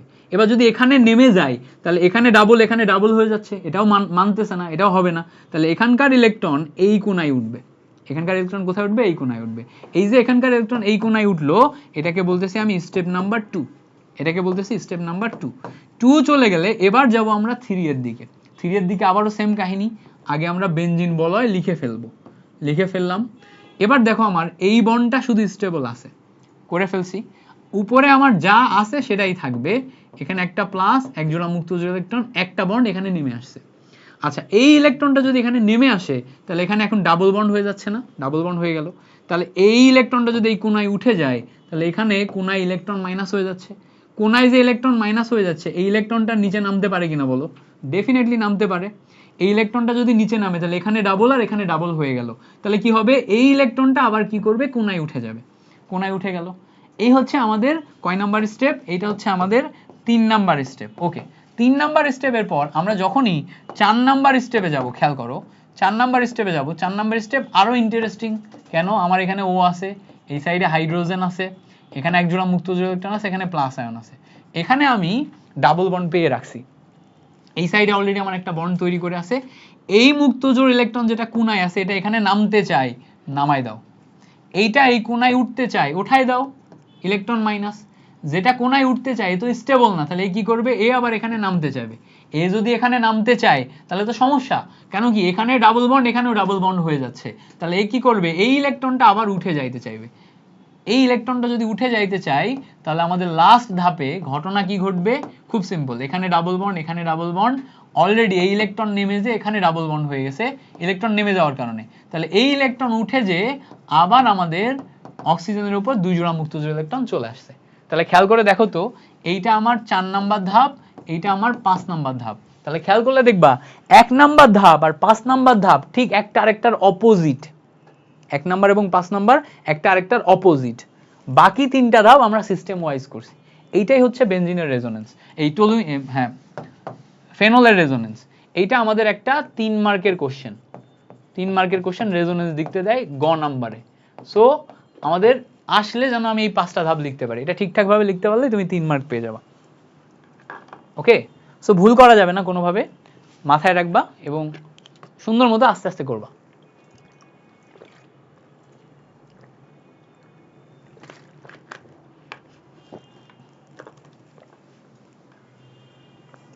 আশা করি ব্যাপারটা ক্লিয়ার হয়েছে। এবার আসো আমরা ফেনল যেটা আছে এটা নাইট্রেশন দেখি। ফেনলের নাইট্রেশন খুব সিম্পল। ফেনলের নাইট্রেশন কিভাবে করব, আমরা এখানে প্রথমে ফেনল নিলাম। ফেনল মানে কি? ফেনল মানে হচ্ছে আমাদের অর্থ এবং প্যারা নির্দেশক। আগে আমরা জানি নাইট্রেশন করতে গেলে আমাদের নাইট্রিক অ্যাসিড লাগবে, নাইট্রিক অ্যাসিড করতে গেলে, নাইট্রেশন করতে গেলে আমাদের প্রভাবক হিসেবে সালফিউরিক অ্যাসিড লাগবে এবং এখানে আমাদের কি নিতে হবে, হিট দিতে হবে। এবার দেখো এই নাইট্রেশনের নাইট্রিক অ্যাসিড এখানে আমাদের OH আছে এবং এখানে আছে হচ্ছে NO2। আচ্ছা OH এবং NO2 যদি থাকে, খেয়াল করো এই NO2 কোন কোন পজিশনে বসবে, একটা হচ্ছে অর্থ পজিশন, একটা প্যারা পজিশন। তাহলে বিক্রিয়া শেষে আমি ডিরেক্ট এই OH এর জন্য একটাকে বসাইতে পারবো অর্থ পজিশনে, আর এই যে OH এর জন্য আমি একটাকে বসাইতে পারবো প্যারা পজিশনে। এই যৌগগুলোর নাম কি? একটা হচ্ছে অর্থ নাইট্রোফেনল, একটা হচ্ছে প্যারা নাইট্রোফেনল। এইভাবে লেখা হয়, কি লেখা হয়, অর্থ নাইট্রোফেনল, আরেকটার নাম হচ্ছে প্যারা নাইট্রো, ঠিক আছে, ফেনল। এই হচ্ছে আমাদের বিক্রিয়া, একটা হচ্ছে অর্থনাইট্রোফেনল, আরেকটা কি, আরেকটা হচ্ছে প্যারানাইট্রোফেনল। এই দুইটা মাথায় রেখে আমরা আগাইলে হয়ে যাচ্ছে। সিম্পল না? আগে যা শিখছি তাই, নতুনত্ব কিছু আছে? নতুনত্ব কিছু নাই, আগে যা শিখছো তাই। এবার দেখো ফেনলের হ্যালোজিনেশন বলে একটা বিক্রিয়া আছে। সো এখন যদি তুমি এই সেম ফেনলের হ্যালোজিনেশন করো তাহলে কি হবে, আগে ঠিক যেইভাবে ফেনলের হ্যালোজিনেশন করছো সেইভাবেই তুমি এটা করতে পারবা। আচ্ছা এখানে না ফেনলের আরেকটা বিক্রিয়া আছে যেই বিক্রিয়াটা দেখানো হয় নাই। এই ফেনলের কয়েকবার নাইট্রেশন করে তুমি যদি ফেনলের যদি এমন করতে পারো, এই জায়গায় OH আছে, এখানে নাইট্রোমূলক আছে, প্যারা পজিশনে নাইট্রোমূলক আছে, আবার অর্থ পজিশনে নাইট্রোমূলক আছে, এটাকে বলে হচ্ছে 2,4,6 ট্রাই নাইট্রো, ঠিক আছে, এটার নাম হচ্ছে 2,4,6 ট্রাইনাইট্রো ফেনল। এই যে 2,4,6 ট্রাইনাইট্রোফেনল, এই যৌগটা পাইলাম না, এই যৌগটার আরেকটা নাম আছে, এই যৌগটার আরেকটা নাম হচ্ছে পিক্রিক অ্যাসিড। এই যৌগটার আরেকটা নাম হচ্ছে পিক্রিক অ্যাসিড। কখনো কখনো তোমাকে পিক্রিক অ্যাসিড তৈরির বিক্রিয়া করতে বলে, এই দুইটা করার পর থার্ড স্টেপে তুমি দেখবা যে আরেকবার নাইট্রেশন করাই আমি এটা করছি। আর এই কখনো কখনো এমসিকিউতে দিয়ে দিবে যে নিচের কোনটি পিক্রিক অ্যাসিড, কখনো কখনো এমসিকিউতে দিয়ে দিবে যে নিচের কোনটি পিক্রিক অ্যাসিড, মাথায় রাখলেই হচ্ছে। এরপরে তোমার হচ্ছে ফেনলের ক্ষেত্রে হ্যালোজিনেশন করতে হবে। তো হ্যালোজিনেশনে কি করব আমরা, বেসিক হ্যালোজেন ঢুকাই দিব ফেনলে। বেসিক হ্যালোজেন কিভাবে ঢুকাই, খুব সিম্পল। আমরা প্রথমে খেয়াল করো, বেনজিন নিলাম, বেনজিনের উপর OH নিলাম ফেনল, এখানে আমরা এখন ব্রোমিন ঢুকাবো। তাহলে এই ব্রোমিন ঢুকাইলে এর যদি আমার হ্যালোজিনেশন করতে হয়, হ্যালোজিনেশনে ধরো আমরা 25 ডিগ্রি সেন্টিগ্রেড টেম্পারেচারে হিট দিব, দিলে এখন এই ফেনলে হচ্ছে যদি আমরা বেনজিনে ব্রোমিন ঢুকাই, মানে ফেনলের ভিতর ব্রোমিন ঢুকাই, একটা হচ্ছে আমার অর্থ পজিশনে ঢুকবে, আরেকটা কোথায় ঢুকবে, আরেকটা হচ্ছে আমাদের প্যারা পজিশনে ঢুকবে, তাই না, আরেকটা হচ্ছে আরেকটা অর্থ পজিশনে ঢুকবে, এগুলা ঢুকতে পারে, এই আরেকটা অর্থ পজিশনে ঢুকবে। সবগুলাকে তুমি যদি একত্রিত করো, তাহলে তুমি সবগুলাকে একত্রিত করলে এই জায়গায় OH পাবা, এখানে ব্রোমিন পাবা, এখানে ব্রোমিন পাবা, এখানে ব্রোমিন পাবা। এই ধরনের যৌগগুলাতে সাধারণত এই ট্রাইনাইট্রোফেনল বা ট্রাইব্রোমোফেনল এই টাইপের উৎপাদ তৈরি হতে দেখা যায়। এই হচ্ছে আমাদের ফেনলের কয়েকটা বিক্রিয়া। সো এই ছিল আমাদের ফেনলের সবগুলা বিক্রিয়া। That's it. আশা করি তোমরা সবাই বুঝতে পারছো টোটাল ক্লাসটা। কেমন লাগছে জানাও, ক্লাসটা রিভিউ দিও, আর আমার যেই পার্টটাতে ছবি নিতে বলছি ছবি নিয়ে ফেসবুকে পোস্ট করবা, ঠিক আছে? Thank you so much for watching this class. তোমাদের সাথে পরবর্তী ক্লাসে দেখা হবে। ওয়েবসাইট কেমন যাচ্ছে ওইটাও আমাকে একটু জানাও, ওয়েবসাইটে কিন্তু সব ক্লাস আপলোড দিয়ে দেওয়া হচ্ছে। পরবর্তী ক্লাসে দেখা হবে। আল্লাহ হাফেজ, আসসালামু আলাইকুম।